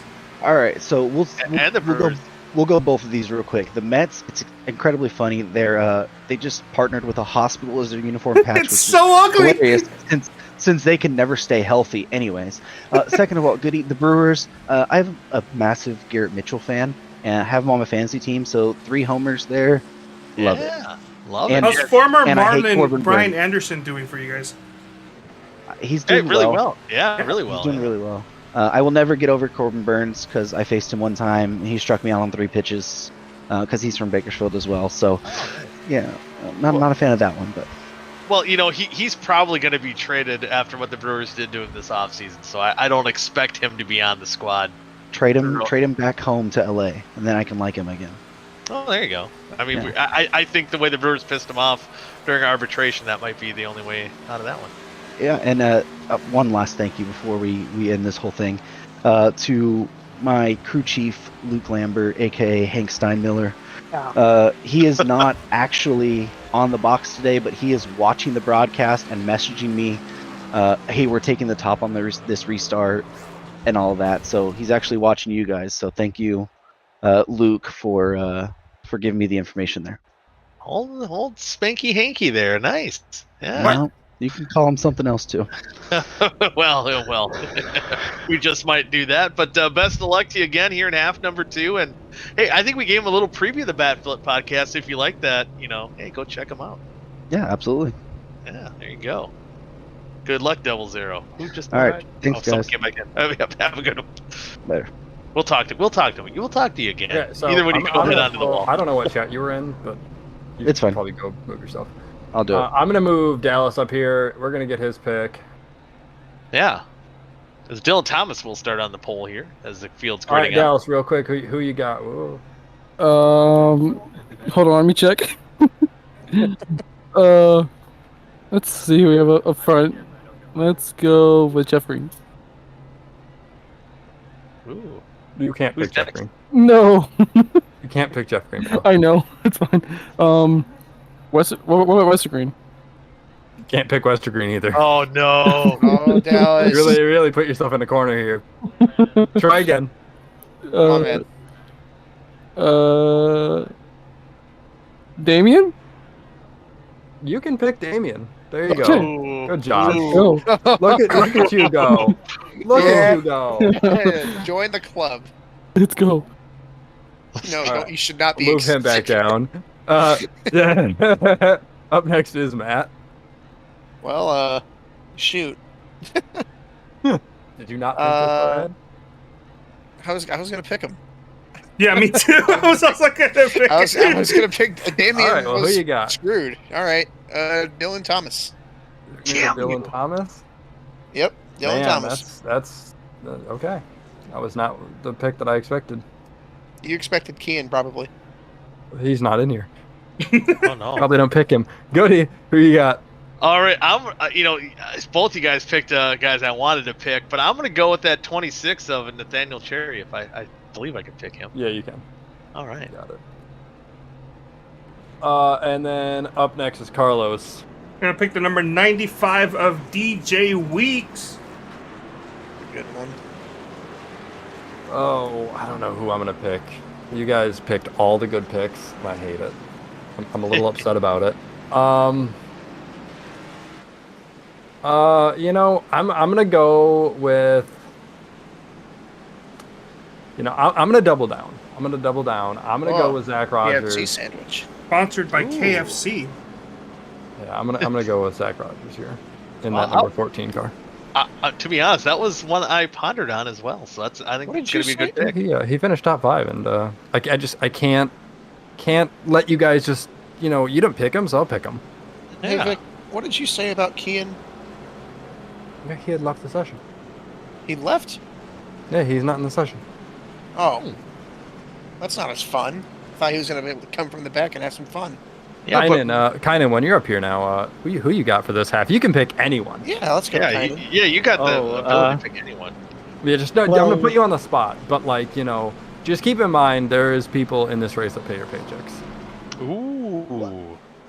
Yeah, well, I don't want to go It's with okay. a bias They don't pick. pay you to be up here, so it's fine. I mean, yeah, but I don't want to go with a bias pick, so I'm going to go with someone who may not expect, but someone that probably would have expected in the first half if things had gone slightly different. I'm going to go with James Watson. He won off a strategy race, and I unfortunately came second from that, but he knows how to get around a track quickly, and if it comes down to strategy, he's going to be my pick.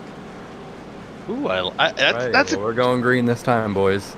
We're going green this time, and that's one surprise thing too, that no one picked that 55 of Rhett Nichols. Two guys, James Watson, Rhett Nichols. We know that they do have speed. They're going to have to work their way from the back here.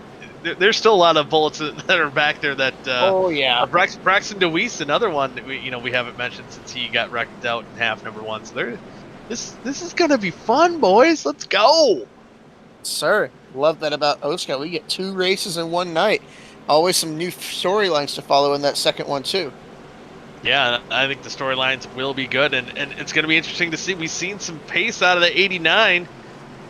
Now he's going to have that clean air. And Darren Staff up there as well. Darren Staff, Zach Rogers, we've seen them battling up front. Nathaniel Cherry, a lot of these guys were right up front in the mix of it. And then, of course, Damian Leininger restarting in that 8th position. We're going to see how these storylines unfold as the pace truck dives down pit road. They're about to take the green flag. Here we go. Second half of the Seth Rawls Designs 280K here at Twin Rig Motegi is underway. And again, we've seen this last time on the initial start, that outside getting a great jump going into turn 1, but Dylan Thomas will get that advantage going down into 1. I thought Nathaniel Cherry was going to have a peak. Yeah, I think doing so far. Nathaniel Cherry, I think, if I remember from that first half, has been fairly aggressive on the restarts. I think, actually, with some help from Darren Staff, he's getting a look here under Dylan Thomas with that preferred line. Have to see how good of a job Dylan can do defending from up there. Oh, he washed up run off. Bit. That might have been a little too much on his part. Not going to work for him. Nathaniel Cherry, he's still fighting back. He's still a drag race down to lead lap 1. Yeah, and I think Dylan Thomas will take it. But Cherry still has that preferred line going down into 1. But man, I don't think we've seen this quite all night, but Dylan Thomas does have that outside kind of figured out here. He's getting those good runs off the corner. And you know what? Dylan Thomas started that first race just about in last place. He had to go everywhere he could to try and make up ground. Yeah, he might have figured out something that no one else quite did. We'll see even Justin Kolb on the outside trying to hang on, hold off his teammate there in the 87. Looks like he will do so. So maybe Dylan's kind of teaching these boys in the back of the pack here, or not back of the pack, but on the outside, I should say, a thing or two. Is that outside line? I think for the first time all night, flexing that muscle. It may not be the fastest way to lap around the track, but you can really make a guy's life hard on the bottom just keeping him pinned down there. Now, Nathaniel Cherry had a particularly good run through the first 2 corners there. If he can put together a good couple of corners here, he might be able to nose out ahead of Dylan Thomas. Oh, yeah. Oh, and Thomas, speaking of, had a bad exit of corner 3, and that's going to give Nathaniel Cherry the lead. And he's going to clear. But now Justin Kolb, he's going to dive the outside. Cherry makes an aggressive block down low to try to head his efforts there, and it will do so in the meantime. Dylan Thomas still trying to hang on the outside. Again, getting a good run. Now he's giving Justin Kolb fits for that second position. Seen some real good efforts here from Justin Kolb. We don't get to talk about Justin Kolb a whole lot in the top 5. I feel like he doesn't have the greatest luck this season. He has good pace, and with 50 laps still to go, anything can happen. But it's nice to see that 52 car up here. It is nice. I don't know. I was trying to think who I could compare him to in real life, but always a guy that's like, oh man, he's top 10 again. Yeah, he should be, because he's, he has that pace. But then when he's in the wreck too, a lot of times he doesn't have the spectacular Seth Rawls Rocket Man flips or Zach Evans bad luck either. But just enough where he doesn't get mentioned enough and doesn't maybe get the credit for the pace he's putting down. And right now, trying to hang on to the top 5. And maybe trying to save his stuff here a little bit too, because these guys are giving it their all here in the top 10. We're looking here at Kyle Carlson. Carlson had a pretty good run there in that first half, and based on what I'm seeing here, he fell outside that top 8, but didn't fall back too far. And we're looking at Damian Leininger. Oh, caution. Towards the rear of the field. Cooper Johnson. Oh no. Man. What tumultuous night continues. Yeah. Man, the car looks good, but it is not bringing him any luck. Ooh, it looks like Rhett Nichols. Ooh, Tarble. Oh, wow. He got bodied. Oh, boy. Yeah. I think just a lot of movement going into the corner. Definitely, I think, threw Zach Evans off going into turn 1. Perhaps. Oh, you know what? Car came across Zach Evans' nose, and I'm not kidding you. I've had that happen. Somebody comes across my nose going into a corner in a track I'm not familiar at it, and I'm like, oh God, where am I? I can almost guarantee you that is what happened. And that's actually why I said that kind of threw him off, because it's happened. And speaking, we were talking about like elite races, and it was actually at Gateway a similar thing happened. Actually, it was my teammate Dustin Dewar. I was letting him in the way he just flung across my nose like way quicker than I expected. And I knew the corner was even coming. It just threw me off enough where I just totally missed my mark. And luckily for me, no one was on the outside. But, of course, for Zach Evans there, kind of threw him off enough. And unfortunately for that 91 car, got the worst end of that as well. Yeah, and that was a lick. I mean, that wasn't like he hit the wall, he'll be fine. He pounded that wall. I don't know if he's going to be relevant for the rest of the night. Yeah, and really unfortunate. I believe it was really early on in half number 1 that Cooper Johnson got in that wreck, so we never really got to see what Cooper Johnson had out here tonight. It's kind of a sad turn of events for that 91, where it could have been a good night for him to capitalize as we head into the chase-offs here. When do the chase-offs start officially? I do want to know that. What racetrack, at least? Do we know, Vic? Wait, are you asking like what is the last race to get into the chase, or what's the first race? Sure. In the chase? Yeah, either one. Yeah. Miami's the last one to get into the chase. Michigan's the first one in the chase. All right. So yeah, we're getting down there now to what is it? So we got this week dang near complete. So we have Dega, Richmond, and Miami to round out that regular season. So yeah, we're getting down to brass tacks here, boys. Fun time of the season. I love it. I love when it gets down to crunch time. Everything starts to get a little bit more clear. Yeah, and especially those guys on the outside looking in, trying to make last-ditch efforts and trying to turn their luck around. I know going into tonight, Dewar's had a pretty rough start to the season. He was trying to look to see it, turn around. We've seen what happened lap 1, and he's right now in that 23rd position. I think we've talked about Nathaniel Cherry in this capacity before. He always runs about top 10. On his worst days, he's a 9th or 10th place car, it seems, in this league. But every now and then he comes up here at the front and he shows that he can win a race or two here, right? And he went up and he grabbed the lead, and he's been looking pretty stout here. We talked early in the show about making up ground on Nick and Delicato. Well, with that sixth place finish, already made up a lot of points on his teammate there, and it could be another huge night for him if he can come away with a victory or something close for the second half. You know, I don't want to put the cart, you know, too far ahead of the horse here, but you know, if he ends up at least in the top 3 and we get a chance to interview him by the end of the night, I wonder how many times he'll say Seth Rawls design. Oh boy, he'll say SR design a lot. Oh, and you know, sorry, I just realized, I feel like it should be noted, Nathaniel Cherry, second in points. It should be noted he did miss a race early in the season. He's already missed a race. Oh wow. He missed it in the first half of the season. He's fine. Yeah. Oh, I just meant for like his point situation. He missed a race, and he's second in points, having himself a good year. Yeah. And where is he? Oh, he's in 6th. No, 5th. He's on the inside. I'm talking. Or you talking Cherry? Or Cherry missed Nathaniel a race? Cherry. Nathaniel Cherry missed a race, yeah. What did he miss a race? I can't remember. We'll figure that out here in a moment, but we'll get going back to green here on lap number 10. Nathaniel Cherry, a great restart on the outside, as we've seen all night long here tonight. Ooh. Darren Steph moving up to the top lane. I like that. You see some aggressive moves by Damien, moves up to the 6th. Charging on the inside of Myhand and Cole. Instead of the Carlson! Oh, they're trying. They're trying. Oh, there they go. DJ Weeks is involved in that. Oh man, it looked like they almost had it saved. They were trying to wreck. They were trying to wreck. They did. Unfortunately, DJ Weeks nowhere to go. Adam Tepe, Zach Evans. I think I saw Aldrich up there too, getting back going. Zach Evans doesn't look too bad. Could be. I think this was initiated by Cole. Turn 2. That exit of turn 2 has been treacherous.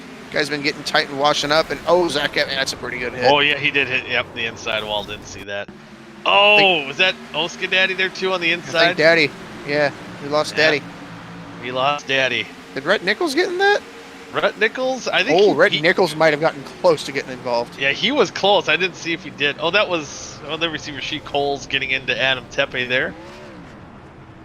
I think Rhett Nichols, at the very least, had a windshield full of wrecking race cars. Oh yeah, and see if Watson here turns his luck around here. Did he get hit? Oh! Did he get turned? He got hit from behind. He got hit from behind, and he knows that outside wall, but it looked like he just grazed it. He might be okay. Oh, Neil Rutt. Oh man, that's pretty good. Do you know? Oh wow! Oh, Carpenter. Carpenter's okay. Oh whoa! There was more after this. Oh, David Westergreen. What? Yeah, David Westergreen. Around like a whole straightaway later. What happened? And speaking of Rhett Nichols, I noticed on that screenshot did not have a hood. What in the world is going on here? Oh yeah, Rhett Nichols got a piece there, and oh my God, you hate to see that. Yep, and unfortunately, and again to note, you know, caution was out at this point already, so the spotters are off. And oh my goodness, I mean, it was a great job, and he kind of had to gas it up to keep it out of the wreck there. I think that was his going best pretty bet. High speed. And I think he just didn't slow down enough. He was trying. And what about Cole? They didn't see. Oh, we'll see here. We'll see each other. 52 is angling down like normal. The nine kind of held its line. And just the angles they both took with no spotters for either of those drivers. You know, with the fact the caution's already out, everybody's like, I don't think you expect to hit anybody. I mean, no, man, I don't think either of them knew they were there. Yeah, that actually happened. I was running a race at the old style Phoenix, and I was coming off pit road, and the other driver I don't think knew, and he was trying to catch the field. I think he took a wave around. And I was on the rumble strips, but then he came up. He came down, hit me. He had no idea I was there. I knew he was coming, but we were side by side. You just don't see it happening. Are you ready to hear about the financial hardships of holotype by Watson Racing? Yeah, we got to see it here. We'll bring him on board as A repeat customer. Rhett Nichols, a repeat customer, and not the way we wanted to see you repeat, but Rhett, yeah, a tough night all around for you here. Well, I heard that if I went to the Air Infield Care Center, I could get to talk to you guys, and that's all I really care about. So here I am again to talk to you all. Hey, that's the important thing. But Rhett, what did you kind of see through there? Trying to work your way up towards that back half of the field. Just it seems like once those wrecks start happening, there's just not a whole lot of room to maneuver through. Yeah, I don't know what happened. People just, I guess people hitting the outside wall in two and just being stuck in the pack. There's nothing you can see there other than the bumper in front of you. And we ended up having front end damage, which lowers our RPM. So our night's over. There's no chance of winning it. So there's no point in racing in it anymore. Not even going out there for points, huh? Just got to win enough to make sure that those points don't matter. Ooh, I like that. As we're just about to get ready for the restart here on lap number 13. Still seems like you're at least enjoying a night of cocktails here. Absolutely. I run this league to have fun, and it's been an absolute blast. Everybody here has been cool with me. I haven't had any real problems, so it's been an absolute blast. Oh, is something happening on the restart that I'm missing? It almost did. Dylan Thomas went for a little ride there. Yeah. Guys, keep an eye out on these restarts. That turn 2, it's been killing people. And when somebody messes up in turn 2 on the restart, it's horrible for everybody behind them. Yeah, that's what I was going to ask you here as see Zach Rogers taking a dive for the lead on the inside. He's going to get the position here. But, yeah, and that's kind of the calamity corner is on that exit of turn 2 here tonight. How easy, I guess, it is, or kind of lose judgment because it's such a wide track, so it's kind of crazy to see all these guys hitting the wall out of turn 2. Turn 2 is one of the widest corners that we run in all season, so it's very easy to either overrun it and go tight into the turn 2 wall, or get on the gas just a little bit too early and end up getting loose into the turn 2 wall. That turn 2 wall, she's beautiful and everybody wants to kiss her this week. Hey, you know what? They got to take it where she takes it where she can get it from. And yeah, but with that, any final shout outs before we let you go? Once again, I have to make sure that I thank our sponsors so they get all the airtime that they could possibly get. So once again, I have to thank Holotype Racing, powered by Team Watson Racing, brought to you by Team Watson Racing, powered by Mitsubishi Motorsports, brought to you by the Mitsubishi Lancer, the only JDM on the grid tonight, and funded by you beautiful fans out there. I have to thank the broadcast and the admins. They put on an excellent league, and it's very fun to run every week. And I thank you all for letting me come up here into the booth. Hey, we love having you, and hopefully we'll talk to you after you get in Victory Lane in a couple weeks at, I believe, Talladega. Absolutely. It's a roulette wheel, and I'm ready to spin it. Heck yeah, I like the confidence and the swagger you're going to have walking in to Dega in a couple weeks. Thank you very much. Y'all have a wonderful night. Yeah, me too. That was Rhett Nichols, 55. Probably had one of the fastest cars out here tonight, but unfortunately getting collected up. Yeah, it's seeing what he could have done, but speaking of fastest cars, yeah, the second fastest car we've seen Zach Rogers take the lead. He's showing some muscle here, but sail. But half number 1 winner, Damian Leininger, I thought he had the look going into turn number 1 on Nathaniel Cherry. Nothing doing as of right now. But, fortunate for us here, too. He's been picked. I believe it was Dallas that picked him. Yep. Oh. Ooh. I think Seth Rawls, based on where he is on the racetrack, got him to the wall, and maybe somebody else behind him. Yeah, he definitely, I think that 25 definitely kissed the outside wall there. Made out with it. Yeah, but, as far as Damian's concerned, being picked here tonight, and he didn't drive into the outside wall yet, so that's good to see. We got 40 laps. Yeah, he's got 47 more laps. I think he's going to get this pass. Nathaniel Cherry did not seem to like that outside lane that much. When Zach Rogers got under him, he surrendered it fairly quickly. Damian did not have a good corner there. Yeah, I see. Nathaniel definitely pinched down Maybe the double learned there. Yeah, he figured something out. You got to race it aggressively. If you're going to be up there, you've got to make sure. Part of running that top line on a track like this is not just getting a better arc off the corner, getting a better run, but making sure that guy on the bottom can't run it the way he wants to. This track requires you to be able to move around a lot from what I can tell, and if you can't move where you want to move, you are at the mercy of whoever is controlling where your line is, which is usually whoever's on the outside. Yeah, and then Nathaniel kind of did a masterful job, and now Damien's going to have to do it to that 87 as Darren Staff looks on the inside trying to get in that third spot. And I'm probably 1,000% going to jinx this here too, but we might be in a position we haven't been in all night, and that's potentially green flag pit stops. And we could. Yeah, I don't know how close we are to that point yet.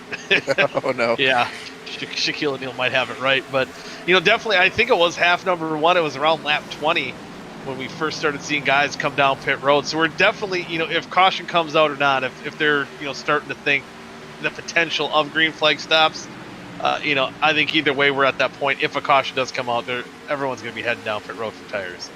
Yeah, and really we don't have a whole lot of cars. That was a pretty massive wreck, right? You see 26th Kolb on back on pit road, basically out of the race, and then a few more guys a lap down way off the pace. I mean, this field of 31 cars is down to about 22 relevant cars. And with them all spread out like this, you're very well, you could be right about those green flag pit stops. Yeah, and just, enough to get spread out here. Nathaniel Cherry grabbed the apron there. Big slide off the corner. That's going to let Damian Leininger take advantage and maybe take the spot. We're going to see how low that 26 car pinches Damian, or is he going to relinquish that spot? Looks like Damian dives in deep. Is he going to get that run off? He might just have enough. Now Darren Staff looks to the inside of Nathaniel Cherry on the exit of 2. Or exit of 4, sorry. Darren Staff has been a joy to watch. I mean, most of the time during these races, any race, you spend more time by yourself running in a line. I think tonight Darren Staff has spent more laps under somebody or on top of somebody. Yeah, he's been all around. He's been even in the middle. He's been run 3 wide. How about Seth Rawls here? He's making a look on the inside. We just seen him a couple laps ago in the outside wall. I think even outside the top 5. He kissed the wall and he's back up there. He's seemed no worse for the wear. I think Seth Rawls might be one of the best cars tonight on that long run. Honestly, I say that. Have we even noticed Zachary Rogers has checked out completely? I mean, he is gone. Yeah, 2.5 lead right now. But Seth Rawls seems to come to life in that last race towards the end of both of our longer runs, and even though he hit the wall here, it's starting to come on strong a little bit. Yeah, definitely. If it can go green long enough for him, maybe I'm having some of what Rhett Nichols is drinking. Yeah, hey, that wouldn't be a bad idea. But as far as too, when we didn't really get a good look at Seth Rawls, and sometimes I know that smoke animation that we've seen and the way that the 25 darted down the track, but looking at that car, it looks pretty clean, pretty good shape. So he might have just got real close to the wall and definitely lost. We have lap traffic here. Oh yeah, see Zach Evans going second lap down. Fortunately, this track is enormous. Lap traffic is not all that hard to navigate, and wow, look at that. We've caught Nathaniel Cherry here with Darren Staff and Seth Rawls. And Seth Rawls. Dude, a couple of cars back. Look at that. Look at on the inside of the 89 of Dylan Thomas. Daddy's home. Oh, boy. He's having a whale of a run here. Yeah, I know, and honestly, I mean, he was hanging on to 12th real nice with those 2 tires in that last race. It's nice to see Tim we don't see Tim Moska Daddy Conrad get the opportunity to run up there in that top 10 a lot. Tim Conrad probably has some of the worst luck I've seen in OSCA, and there's still time for this to go south, but he's having himself a good day. Yeah, and a great day indeed. And again, a good, talking about points, and I believe he came into the night around 9th, 10th, maybe in points. So he's looking for, looking good as far as the chase-offs are concerned, and definitely a good night overall if things keep going the way they are here. I mean, you don't have to look too much further than that. You'll see Dustin Dewar. I believe Dustin Dewar had a pretty horrible first half finish after being out early. He's up to 14th, slowly marching his way up the field best he can. It's a good run so far. Yeah, it looks like he's got a little bit longer run pace here. He was kind of mired back in that 15th, 16th position, I believe, on this restart. So working his way up, trying to battle with Gilberto for that 13th spot. And I do believe we do have a driver coming out of the infield care center here. He's been waiting for us here. Kyle Carlson. We'll have to bring him up. And Kyle getting involved in that wreck just a few moments ago. You know, had a good half number one, good strategy going. But unfortunately, half number two didn't quite go your way. Yeah, it was just a frustrating night, really, in the second half. I mean, I had the pace, and I was just getting put in really bad spots. Keep going. Wow, yeah, Sorry. the green flag pit stops are starting here. So yeah, so you know, kind of making a one-off. We do have your car owner here, or at least the regular driver here at the booth, being our pit road reporter. But you know, definitely put on a good show for him in half number one, about best you could ask for. But you know, as we've seen all night, you know, once the kind of a wreck starts happening, there's almost nowhere to go. Yeah, I mean, there's not really any wide aprons here. There's kind of walls boxing you in, but the track is wide enough that you should be able to avoid it as long as you just slow down and not hit the guy in front of you. Yeah, sometimes that's not quite the case, but is there any chance you can get back out there, maybe get some points for that 73 car? I did the math, and I was going to be like 14 laps down when I was coming out, and I don't think we're going to get 14 cautions in 20 in like how many laps are left with how the race was going. Yeah, especially this half. Last half, you might have had a puncher's chance at it. But before we let you go, any shout-outs you want to give? I'd just like to thank Adam Peeler and everyone at Nurse Aviator Racing for giving me the opportunity to race. And just OSCA in general for usually putting on pretty good shows and having enjoyable people and just a good time all around. Even if we bicker every once in a while, I don't know, it's fine. It happens. But, you know, we've seen you kind of doing a lot of sub-rolls this season. Is there any other races on kind of the schedule we might see you back on the racetrack? You know, I don't even know what the schedule is, to be honest. I mean, if someone asks me to race for them, I'll do it, but I don't really have any dates circled. No dates circled yet, so if anyone's looking for a driver, Kyle Carlson, super sub. All right, well, thank you, Kyle, for coming into the booth here tonight, and hopefully we'll be talking in the near future, seeing you out on the racetrack soon. Yeah, have a good night. Yep, you too. So that was Kyle Carlson. Let's see if, so there we go, someone got him down in the booth. But yeah, I was going to say, just as we were doing that interview there, we're starting to see the green flag pit stops happening, and I like kind of what Cherry and Dewar were kind of the first guys coming down pit road. That might be the move there.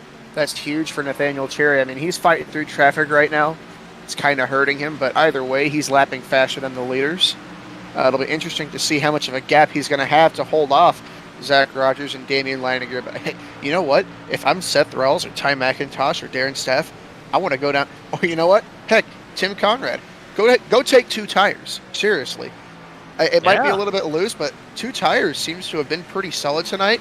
You can save some time not putting those left side tires on pit road, and if you pit early enough, you'll be lapping faster than the guys who haven't taken tires. I mean, personally, if it were me, I would have come down as early as Nathaniel Cherry and taken 2 tires. I think that is as aggressive as you can get, but then again, high risk, high reward.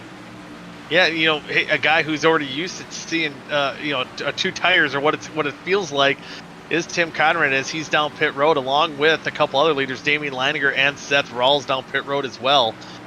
Curious to see what those pit times are. If anyone's going to choose to take those 2 tires. I think Zach Rogers. He missed the stall. Oh, Who? No, Tim. Oh man. Oh no. I believe playing on that VR, he always says that's got to be hard finding your pit sign. Ooh, Dylan Thomas looked a little hot coming into pit road. Scaring me, man. Ooh, as we see Darren Staff, Dylan Thomas, Jeff Green, Jordan Tarble down pit road. Be interesting to see if Dylan Thomas does get hit with a penalty. Unfortunately for Tim Conrad, he's going to have to come back down pit road. Zach Rogers still staying out, holding on to that top spot. You know, if he feels good staying out, he can, but He had about a 1.5 to 2 second buffer over Damian Leininger. There he goes now. I think definitely this is about as late as he can go and maybe hold on to that lead. And it's also a lot how they get onto pit road and get off pit road. Yeah, that's going to be, I think, key here as well, is to keep that advantage, to keep that lead that the 14 car had. But you see Ty McIntosh, Gilberto, and Dallas all staying out. So you have a couple of those shift cars staying out there on the racetrack at this time. So it's they got the team strategy going on right now. If you look at your scoring there, you can't tell the gap yet, but Nathaniel Cherry has assumed the lead. There it is. It is not a big gap over Damian at all. Just a 1 second gap. And I think the big key is how quick can Zach Rogers get off pit road. It looks like he is off pit road. Is he going to be able to hold off? Nathaniel's closing in pretty quick. Excuse me, that is more like a 3 second gap. I cannot tell. It is a little bit blurry for me. Between who? Cherry and Leininger. Cherry and Leininger That's looks 1 like second. it's a second. That's 1 second. Yep. Okay. My eyes do not deceive me. And Nathaniel Cherry's right on the back bumper of Zach Rogers, but Zach Rogers will have the benefit of a few lap fresher tires here, as Dallas Mahan still chooses to stay. Oh, he's down pit road now. James Watson now inherits the lead. So we almost cycled through. I think just 2 guys left to pit. It'll be Victor Aldrich and James Watson. Beautifully done by Zach Rogers, blistering fast on the short run and at his slowest just as fast as everybody else on the long run. And now he's going to have the freshest tires of anybody running in the top 5 once this thing cycles out, and the lead. Yeah, I think the battle right here between these 2 second place, or the second and third place cars, or what will cycle out to be second and third place as well. Might not be a battle as Damian Ortiz looking on the inside here, but that 26 car has been giving it fits all night, but no, not now. Not now. You know, I think now a lot of other, I mean, there were definitely some more cars around Nathaniel Cherry that pitted a lot later. Those are going to be the guys I think he's worried about. He's going to be managing that gap. I don't know what Damian Leininger is going to have for Zach Rogers here, but he's going to have 18 laps to show it off, whatever it may be. Yeah, it's I think it's going to be a fun one to see what he can do, see if he can close that gap. But even looking at the guys who did come in, first, and looking at Dustin Dewar, we talked about him running in around that 14th position. He came in a couple laps earlier than everyone else. He's currently sitting in that 8th spot. He is battling Braxton DeWeese, but certainly looks to be it could be a strategy that pays off for that 32 car. Did Braxton DeWeese take 2, or did he make his way up the field there? Because I know he didn't come down 9.73 seconds. What was it? 0.73 what? 9. So he did take 2. He did take 2. Okay. You know what? I think that's been an underrated call tonight. He's still scooting. I mean, with only 17 laps to go, I don't imagine he's going to drop that much further. When James Watson and Victor Aldrich come down pit road, he'll be sitting in 7th place. Yeah, that'll be a good move there for the 20 cars. So yeah, I'm surprised we didn't see more guys at least attempt to make that move. But I mean, yeah, hey, I think sorry to cut you off. I think if Nathaniel Cherry did it, these guys, they're saving about 5 to 6 seconds just taking 2. If Nathaniel Cherry took 2 tires, he'd still be out in the lead by a few seconds. He might have still a chance to win this thing. I mean, I know you're not thinking this. I'm not thinking the same as he is, and stick with your guns. But like, man, I love being aggressive with a strategy, and I think this was an opportunity. Opportunity to kind of roll the dice and see what happens. And right now, Damon Leininger, I believe he's only a little over half a second back, half second back in that 14 car. So he's definitely trying to make some hay to close that gap. Is that what we do expect to be a battle for the lead? Carlos, do we know when the last time the 43 or 98 did they come down pit road any of the cautions? They went down on pit road lap 11. Can they push that? Are they coasting at all? Find out for you. I'm wondering if that's even going to be maybe. So I've been watching the 43. I have an answer for you on the 43. As Kynan Jones 43 is mentioned definitely earlier. coasting. As Kynan Jones, yeah, in turns 3 and 4 for sure. I don't know about 1 and 2, but 3 and 4 for sure. He's definitely coasting. Oh yeah, he's coasting. Slower than everybody else there. Oh, And so he has the benefit of an 18-second lead over Aldrich. Aldrich he's about 2 seconds ahead of third We're place watching Zach Rogers. really here, yeah. And definitely, and speaking of, swinging for the fences, for James Watson, especially how that first half played out for him, this is big. This is big. If he can Kynan Jones mentioned it earlier. James Watson has done this already this year. James Watson looking to be having a good eye for the strategy here. He won a fuel mileage race. He's not a guy that has to use the strategy to win. James Watson is fast. He's fast every week. But I don't know about you. I think if there's a chance to use strategy and you feel good about it, take it. This looks good for him. And even if we do get another caution, I think everybody's going to come down and take tires. I think they're going to put enough laps on this set. I think this is a win-win for James Watson. Yeah, I think, hey, why not? Go if for he it. can stretch it. If he can stretch it. One thing I'm kind of surprised, he's hung on. Well, now that Rogers in the lead, I'm sure this lead's going to dissipate quite a bit, but he's hung on to that 18-second lead, 13 laps to go. Last lap, it was little over a second slower than Zach Rogers, as you see in our timing and scoring there. So, he should have enough time to, if he manages this pace just enough, he should be able to hold on to this lead if he has enough in the tank. Yeah, looking as they come across the line right now, as they go to 11 to go, it is exactly a 17-second gap. If Zach Rogers wants to catch him, he's going to need to gain 1.5 seconds each lap, and that would be just to catch him as they take the checkered flag. Well, so Zach Rogers has got to set a he's been catching him by about that average too. Yeah, looking at it down there, it's Yeah. possible. He's going to have to really pick it up. He's going to have to fly. He's going to have to gain a little bit more than that if he wants time to pass him. Yeah, Or he'll have to hope that James hasn't saved enough. That's true. Yeah. Because if James needs to save more in the closing laps to make it, that's It's going definitely to come a right down possibility. to it. And Speaking of James Watson on pit road. Pit road. Man. Oh, man. He tried, realized he couldn't do it. He's coming down pit road with about 10 laps to go. A valiant effort. A valiant effort indeed. And that will inherit the lead to Zach Rogers, who speaking of, he's been pulling away on Damian Leininger. It was less than a second gap just a few moments ago. Now it's almost a 2-second gap between him and the 00. Yeah, I think our closest on-track battle right now developing, looks like Seth Rawls and Darren Staff are on top of each other. They might be catching Nathaniel Cherry here. They pitted a lot later than Nathaniel Cherry.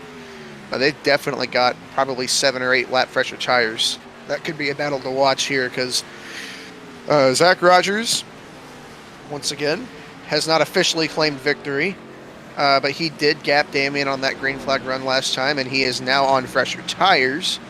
So I think it's fair to say third place might... Oh, did Colt go down pit road, or did he just almost crash? I was wondering if he was trying to stay out of the leader's way, but it was aggressive move there. My heart kind of stopped there. I think we're okay. Woohoo! So yeah, only 9 laps to go here.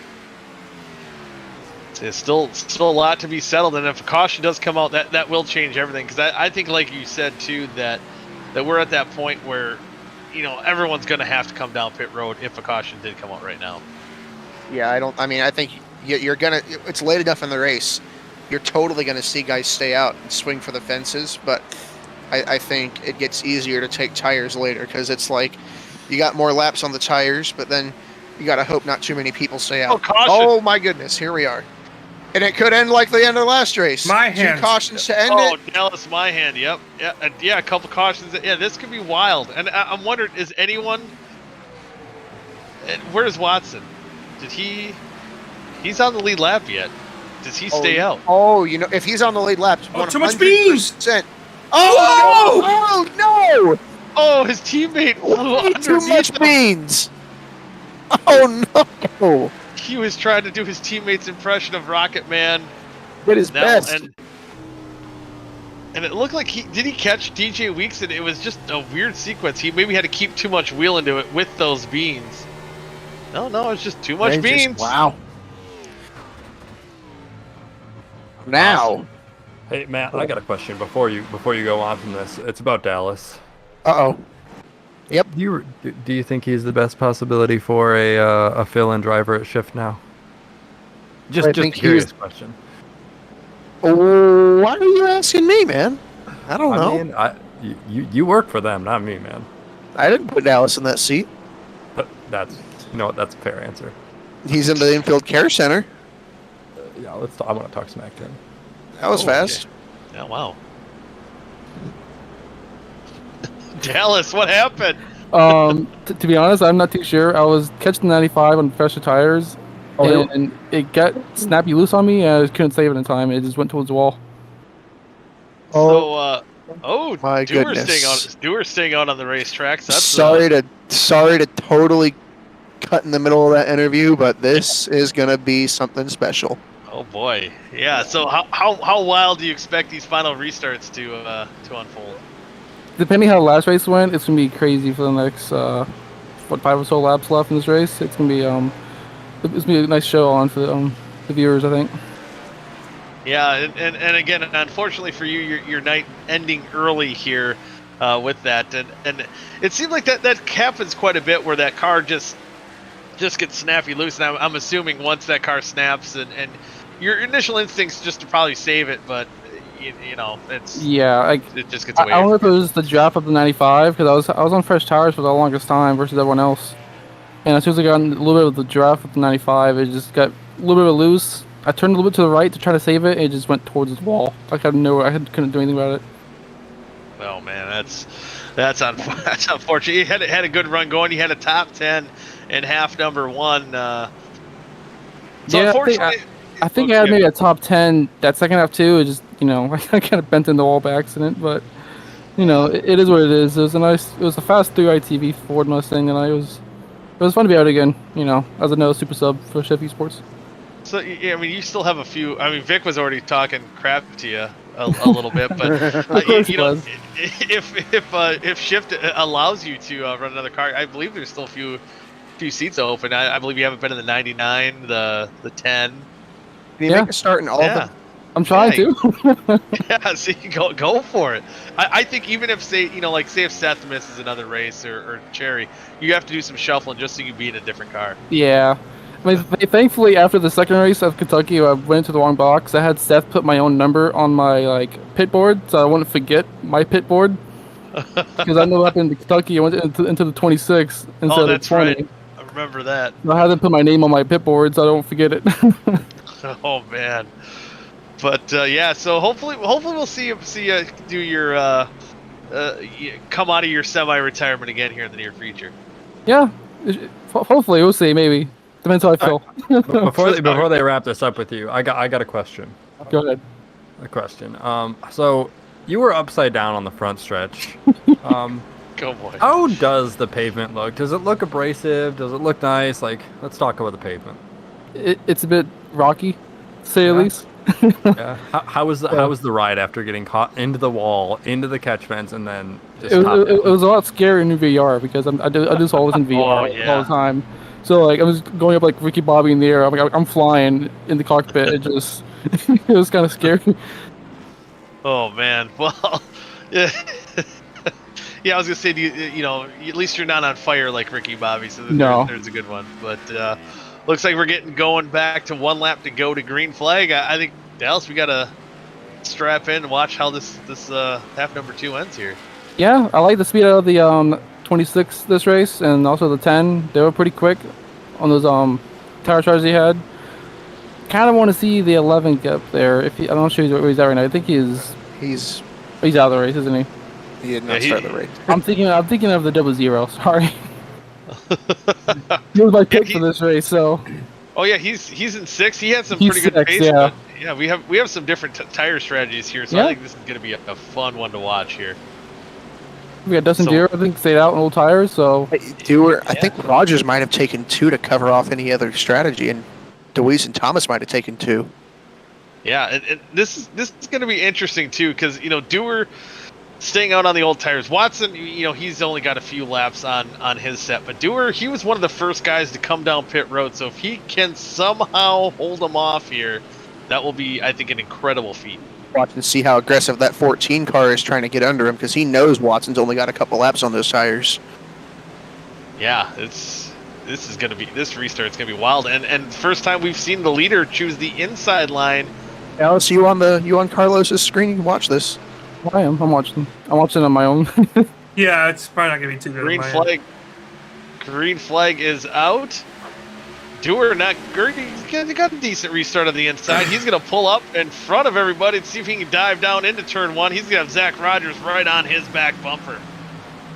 Yeah, he is, and for Dustin Dewar, we can have some cautions. Dustin Dewar might say, Damien, one of the fastest cars all night long, way up the track. Oh, Dylan Thomas almost loses it. They're still side by side for second behind Dustin Dewar. Green. Jeff Green. Oh, Mommy and Jeffy. Why? Trading in a tree. Daddy wasn't here to see Mommy tangling with Jeffy. Sinners. And, that looked. Oh my boy, hard hit for both of them. And I don't know if that was just, again, Jeff not able to get that run on a corner exit because he was getting pinched down, and Gilberto having a little bit better run, and around they go. Oh boy, that was a hard lick for both Gilberto and Jeff. Man, just the slightest. I mean, it didn't take much to turn that car around there. I mean, he got him quite a bit. I don't know. It's just wow. Well, Dustin Dewar is on the very old tires at this point. I don't. What happened to the 0-0? Hold on. Yeah, Damien lost some ground there. He did not have a very fun time on that restart. Man, we got to see to get to. We're looking at the replay here. Look at the 43. 43. Missed a shift, I think. What happened to Damien? Damien got way out of line. This was looking pretty good for a second. So I gotta wonder too. For that 32. Oh, Netco. Oh, it looked like DeWeese kind of blinked out there for a second. But we talked about the lane choices, and again, Dewar choosing that inside line, kind of a different strategy than what we've seen all night. And I thought it was interesting as well because it did put that Zach Rogers. Yeah, it put Zach Rogers on the inside, right behind him with the freshest set of tires. Pick the outside here. Put another car in front of Zach Rogers that doesn't know when you're going. Yep, and I think we've seen Dewar make that aggressive move going down into one. He won't have to do that from the outside. He'll already be there. And, for Dewar, this has been the second week in a row he's been in this position. Mm-hmm.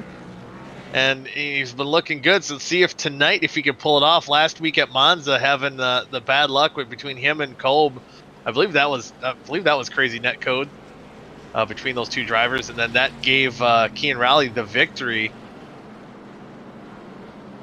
But again, for James Watson, though, starting right behind him, I think either way, I mean, I'm sure he's going to try to go for this win here, but for how badly that second half went, and he was trying to pull that strategy off by staying out, seeing if he can make it to the end. Went down pit row with 10 to go. Caution comes out immediately afterwards. So it seems like, at least as far as his luck's concerned, definitely turning around here in half number 2. Yeah, for sure. And looking at other guys around outside of our top 3, we've been talking about Braxton DeWeese. I think he's definitely been up and down the field today, running strong here at the end. And got Ty McIntosh too. We haven't really mentioned his name a whole lot tonight. I think he crashed out of that first half, and the second half he's been medaling around the back half of that top 10. He's up here now. Dylan Thomas, Seth Rawls been hanging around too. Damian Leininger in 8th. It's going to be a tall test, see if he can do anything. Nathaniel Cherry and Darren Staff, a couple more guys who have been further up the field all night, mired back in 9th and 10th. Yeah, even a guy outside the top 10, for one, Adam Peeler, he's had some tough luck of it tonight in 11th. But back in that 12th spot, Neil Rutt, I believe in both halves, he had some hard licks, and I believe even to start off half number 2, we've seen him get in the outside wall. So for him to be in the top 15 right now, I think that's pretty awesome for him. Hopefully, you know, maybe he can get a few more spots, crack into the top 10. We'll see what these lane choices might be getting the one to go here. Looks like Dewar's kind of committed that inside line. He's I mean, I mean, sure. I mean, hey, I think Watson's even thinking like, are you sure? Is this what you want to do? Yeah. I mean, you know, maybe Zach Rogers gets stuck battling Watson. You know, who knows? I mean, it could work out for Dustin Dewar. I just think the top gives you a better chance. But hey, he's the driver. I'm the guy watching the race. Who the heck cares what I think? You know, and that there might be, you know, a little bit to play into that, because it did work on that last restart. Because once Watson could battle Rogers on the outside, and I think if Rogers is on the outside with the fresher tires, even though albeit not much, and the pace that Rogers has showed tonight, if he was on the outside, I think he definitely clears that 43. So it might not even be the worst strategy. Hey, this is why we're in the booth, I guess. We'll see. We get to watch it all unfold right in front of us. So we get 2 green-white checkers here. Yeah, that's right. We get to be judgy. Is this the first attempt at the green-white checker? This is the second. I think last time was not an actual green-white checker. This is the first one. Yeah, this is the first. This is the first. All right, so we could still have another go. So we're not done by any means here, as Dewar leads the field to the green flag. They're well behind that pace car who's about to dive down pit road. There we go. Green flag's out. Dewar's on the loud pedal. Looks like Zach Rogers staying right to the inside. See if Watson can hold him off. Dewar jumps the outside. Contact between the 14 and the 43. But that's going to put Rogers ahead. Watson trying to hang on, and they're right there on the bumper of the 32. A great corner by Zach Rogers. I don't know if he's going to have the run off, but he is going to be. Look out, here comes James Watson. He might have a run. He might have a run on the inside. Dewar and Watson or Rogers battling for the lead. Oh, he wiggles. They're wrecking behind him. Oh, Dusty went wide. He's going to lose the lead. And they stayed green. I think someone was sideways there. Must have saved it. Staff. This is the white flag. And the white flag is out. Thomas elevated 3 wide for second. Oh, and he's blinking out. Oh, man. Oh, holding my breath here. Oh, Dylan Thomas, worst time to be blinking right up there towards the front. He's going to try to make a move. Watson, almost the worst line right now. He's dropping back. Oh, and they're wrecking on the backstretch. He saves it. Oh, no, Neil Rudd. Oh, Peeler. Calamity on the backstretch. But it's going to be Zach Rogers coming off turn 4, taking the win. Wrecking.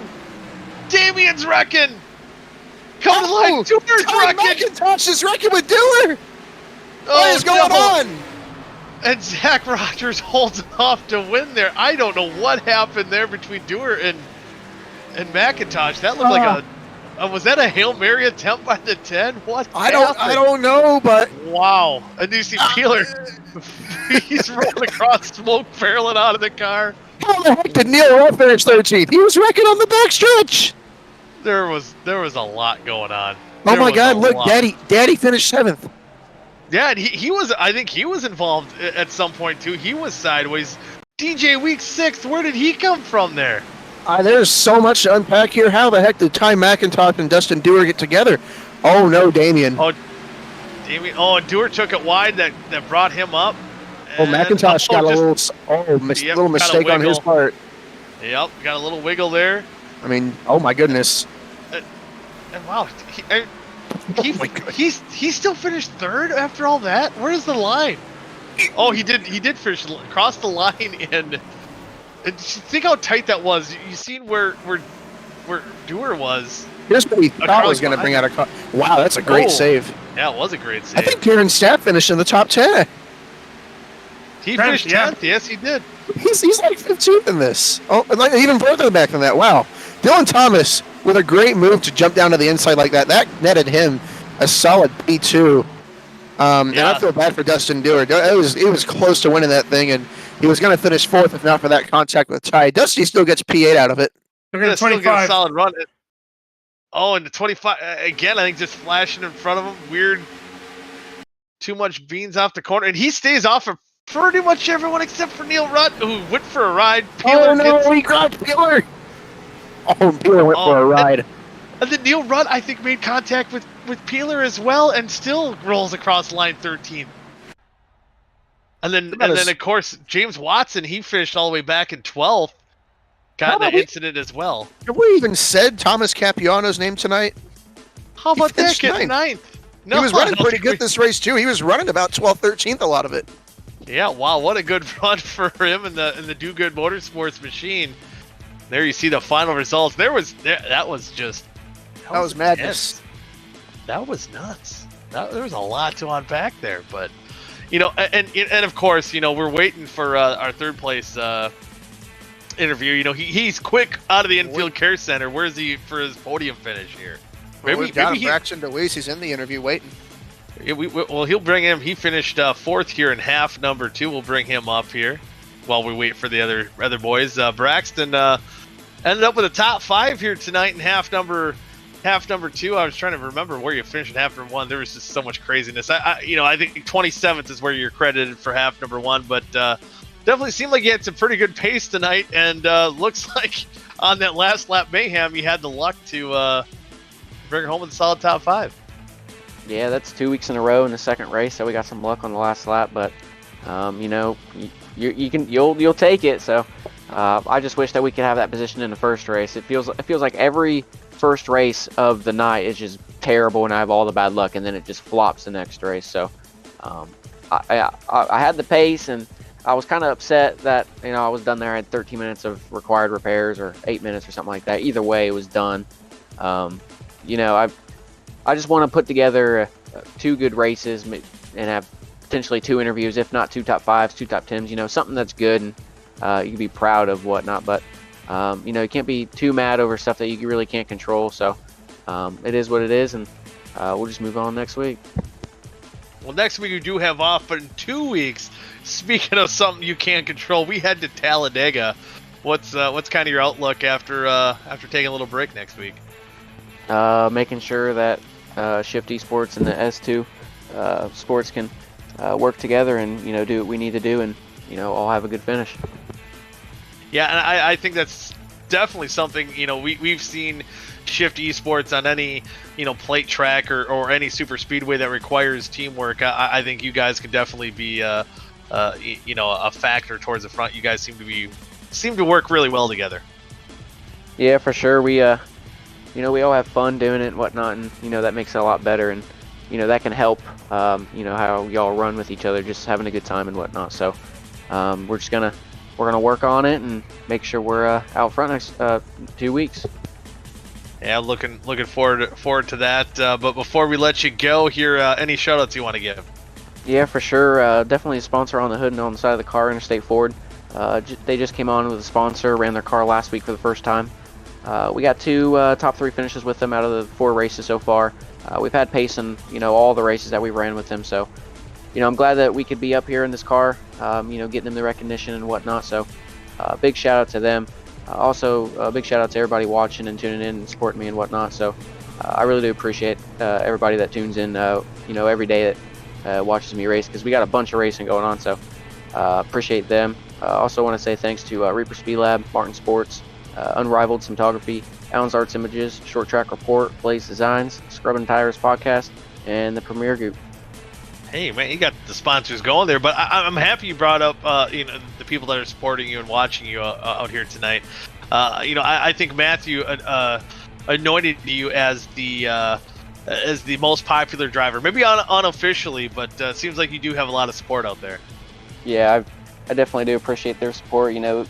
It's like every race I'm hearing one of the announcers or somebody just telling me that. So it's always good to hear that. You're putting stuff out there on Facebook and whatnot and all the other stuff, and you got people tuning in and supporting you. It feels pretty good. So we need to keep getting these interviews and maybe even get a win. That'd be even better. So we're gonna keep on keeping on.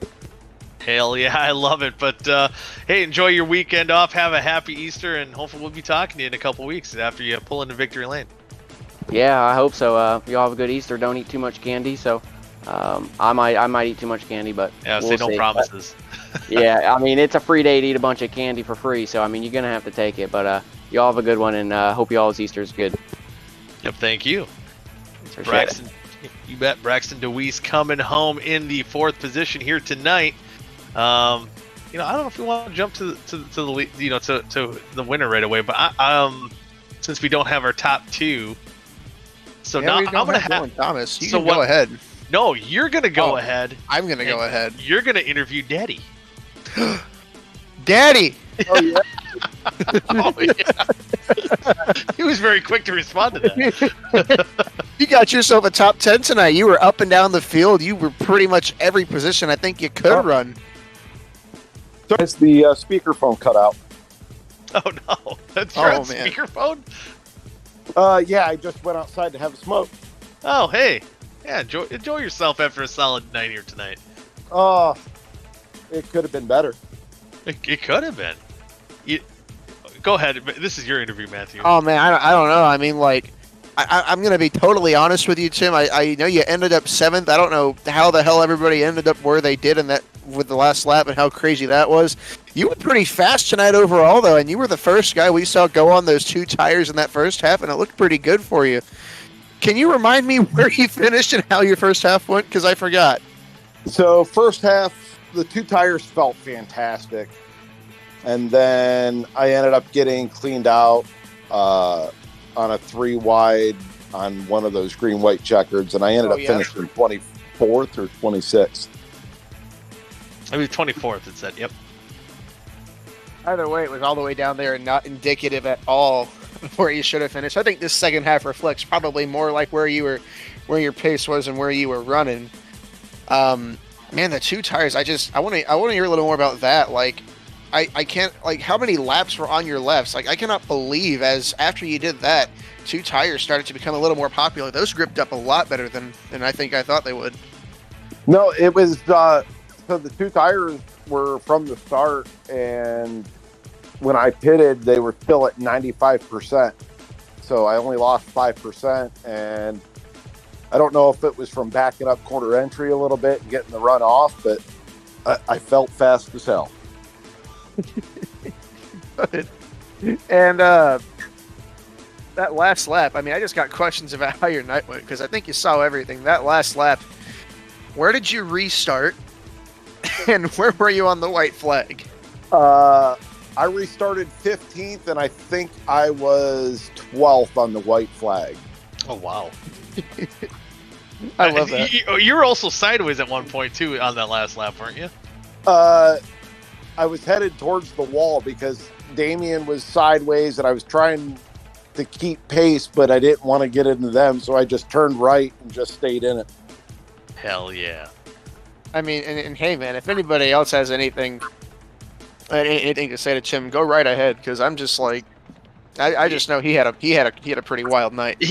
And a wild night indeed. And not to bring up embarrassing facts, but we saw you running up front and putting yourself in a pretty good position. And unfortunately, I believe, did you miss your pit stall under that green flag pit stop? The spotter never gave me the countdown, and I wasn't paying enough attention. Yeah, I had to go around, and on exit, I was so pissed that I went up on the track a little bit and got a black flag, and then it was just pedal down from there. And that's maybe one of the things that could have been a saving grace, because you probably been battling from where you're running, before those wrecks happen on the final lap. You might have been right in the middle of that, and that could have ended up, you on the hook on the last lap instead of here with a solid top 10. So it's kind of funny how sometimes the racing gods and their luck, how they work. Definitely. It just sucks because I bought the track like 15 minutes into practice, and then I felt like I could have had 2 back-to-back top 3s tonight. I felt pretty good. Yeah, holy crap, man. I'm with a guy without... I know guys who've had this track before, and we're struggling all night, so maybe just get that fresh set of eyes on there. Definitely looked like you had some solid pace out here. No, practice, I sucked. I couldn't get the track figured out, and then once I got the race pace, then it was game on. That's sometimes it's almost like old school Dale Earnhardt stuff right there. I like that. Right. That's what you get from the old guy. That's right. That's what us crafty. We don't call ourselves old. We're crafty veterans. There you go. Smart.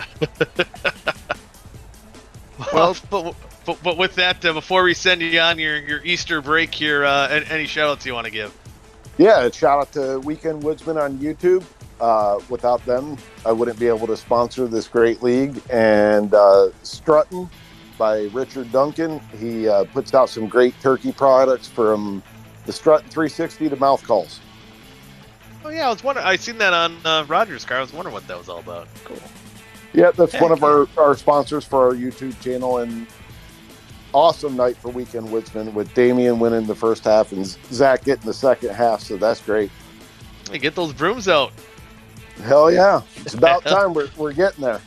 Hell yeah, I like it. And actually, before we send you off on your Easter break, what's your outlook at Talladega next week or 2 weeks?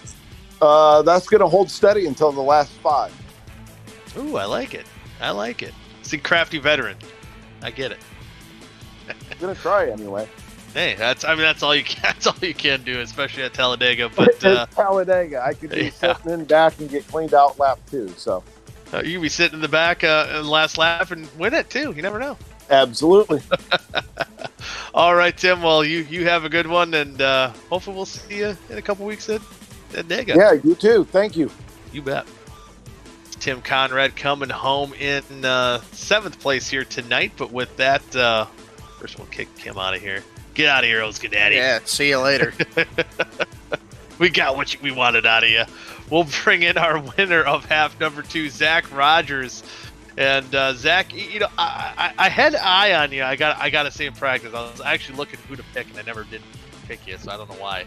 But I seen you had that stealth-like speed, and it definitely came out in the second half. You seemed to be on rails. Talk a little bit about your night here. It was a weird night. In practice I felt like I had some good speed, and then the first half, I don't really know what happened. I guess I disqualified. But it felt totally different in qualifying. I couldn't get anywhere near what I got in practice, and then that carried over into the first half. So I had to start using my patented pit shenanigans to make my way up from there, and I managed to top 5 there. It was just so hard to pass tonight, and I kind of had to do the same thing in the second half. Thankfully, I had a better starting spot, so that helped me out. And then I don't know. Once I caught clean air, then I was good to go. But just working up to that point, it was just so hard. Yeah, it definitely seemed like track position was key. And one thing I got to ask you, I believe it was, you know, that one caution came out that kind of broke up that long green flag run. Did you come down, in fact, get 2 tires to kind of break up any strategy for someone getting ahead of you because it is so hard to pass?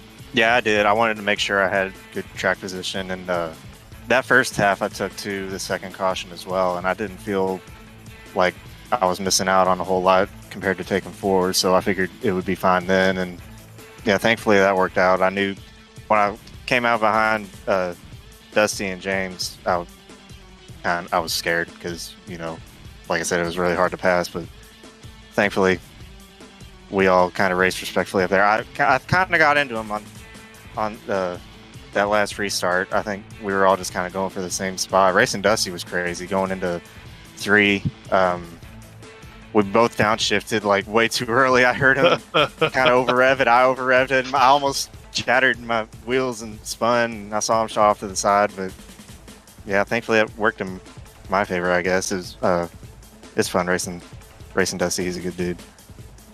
Yeah, it seemed like a heck of a battle there, and I don't even know if you saw the mayhem that kind of went on behind in that last lap. There was, I don't even know if me and Matthew could even describe to you what happened in the last lap. But did you get any of that in your rear view? No, I was focused on what was going on in front of me, but from what I heard, it didn't sound pretty. It was not. It was not.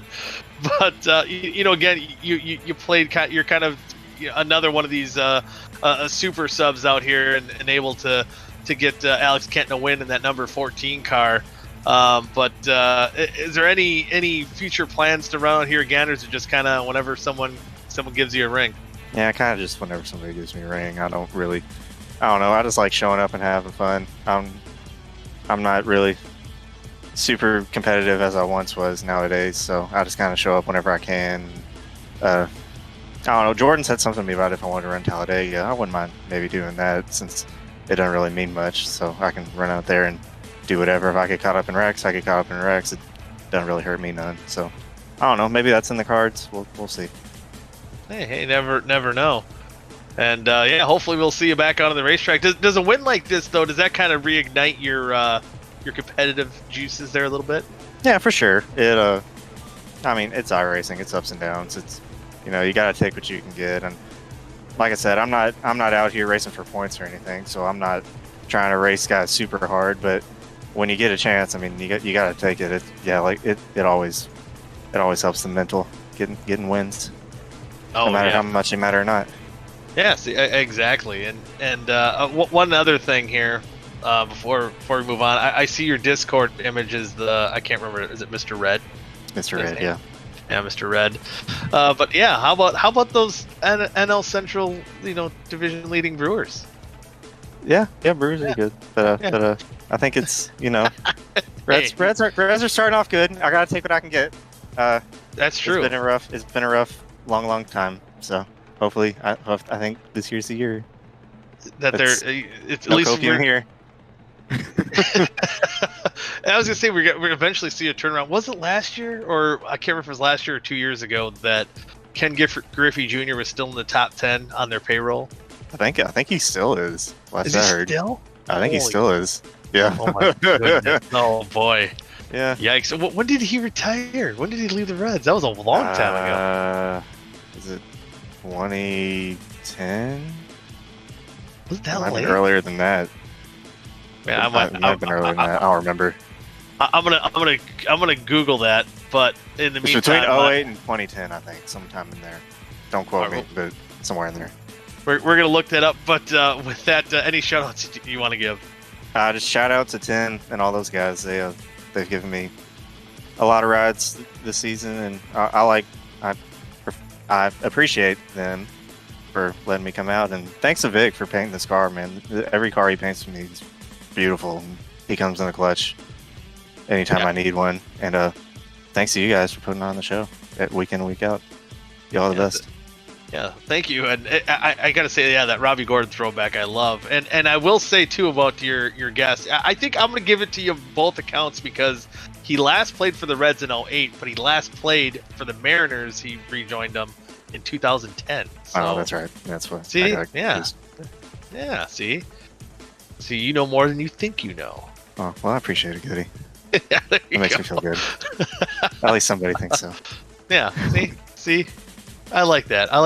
Yeah, there you go. But with that, I hope you have a good Easter, and hopefully we'll see you back out on track here soon. I know, I say this to a lot of the subs, but I'm always just scoping here as a team owner in case we need to fill in, and you might be on speed dial.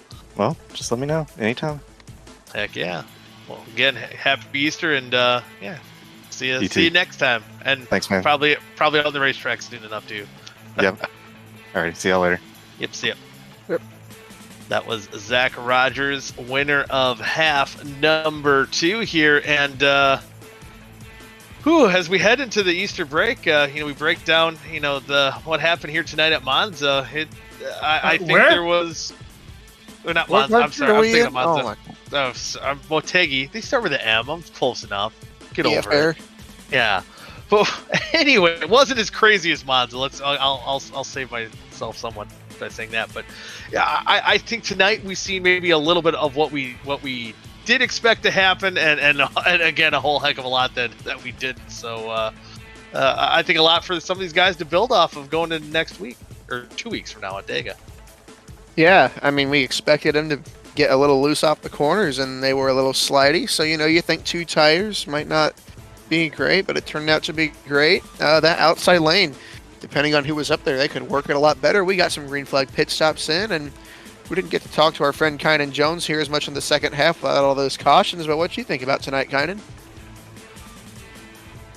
It was a bit more eventful than what I was originally expecting. With it being such a wide track, I expected it to go a bit more clean, especially in the first half, but with so many drivers with it being one of their first times on track, and with how tight the car was getting, especially out of 2, you would see the drivers just bounce off that outside wall and then fly down into, unfortunately, traffic on the inside, and it would just be massive pile-ups, and especially when we started getting towards the end of the race, tension start building and try to gain every little position you can get. But ultimately, in the second half, we were able to get some long green flag runs. Wasn't quite enough, and was a couple laps too late for James Watson to really be able to benefit, but bit of strategy play, and if you're a fan of Big Rex, had plenty of it early on.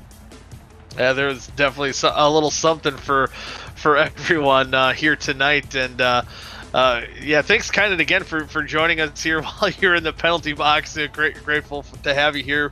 We'll be looking forward to seeing you back out on track in a couple weeks and see those shark teeth out front again.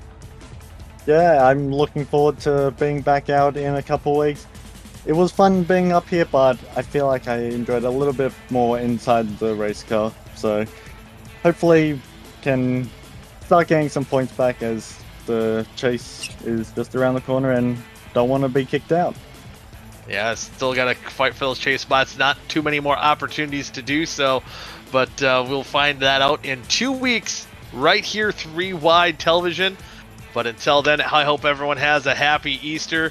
And of course, I'm Mike Goodman, and for everyone here at 3 Wide TV and OSCA, we got Vic Blue, Matt Bayuk, Dallas Myhan, Carlos Costo. Hope you guys all have a good Easter as well. But until we meet again, good night now.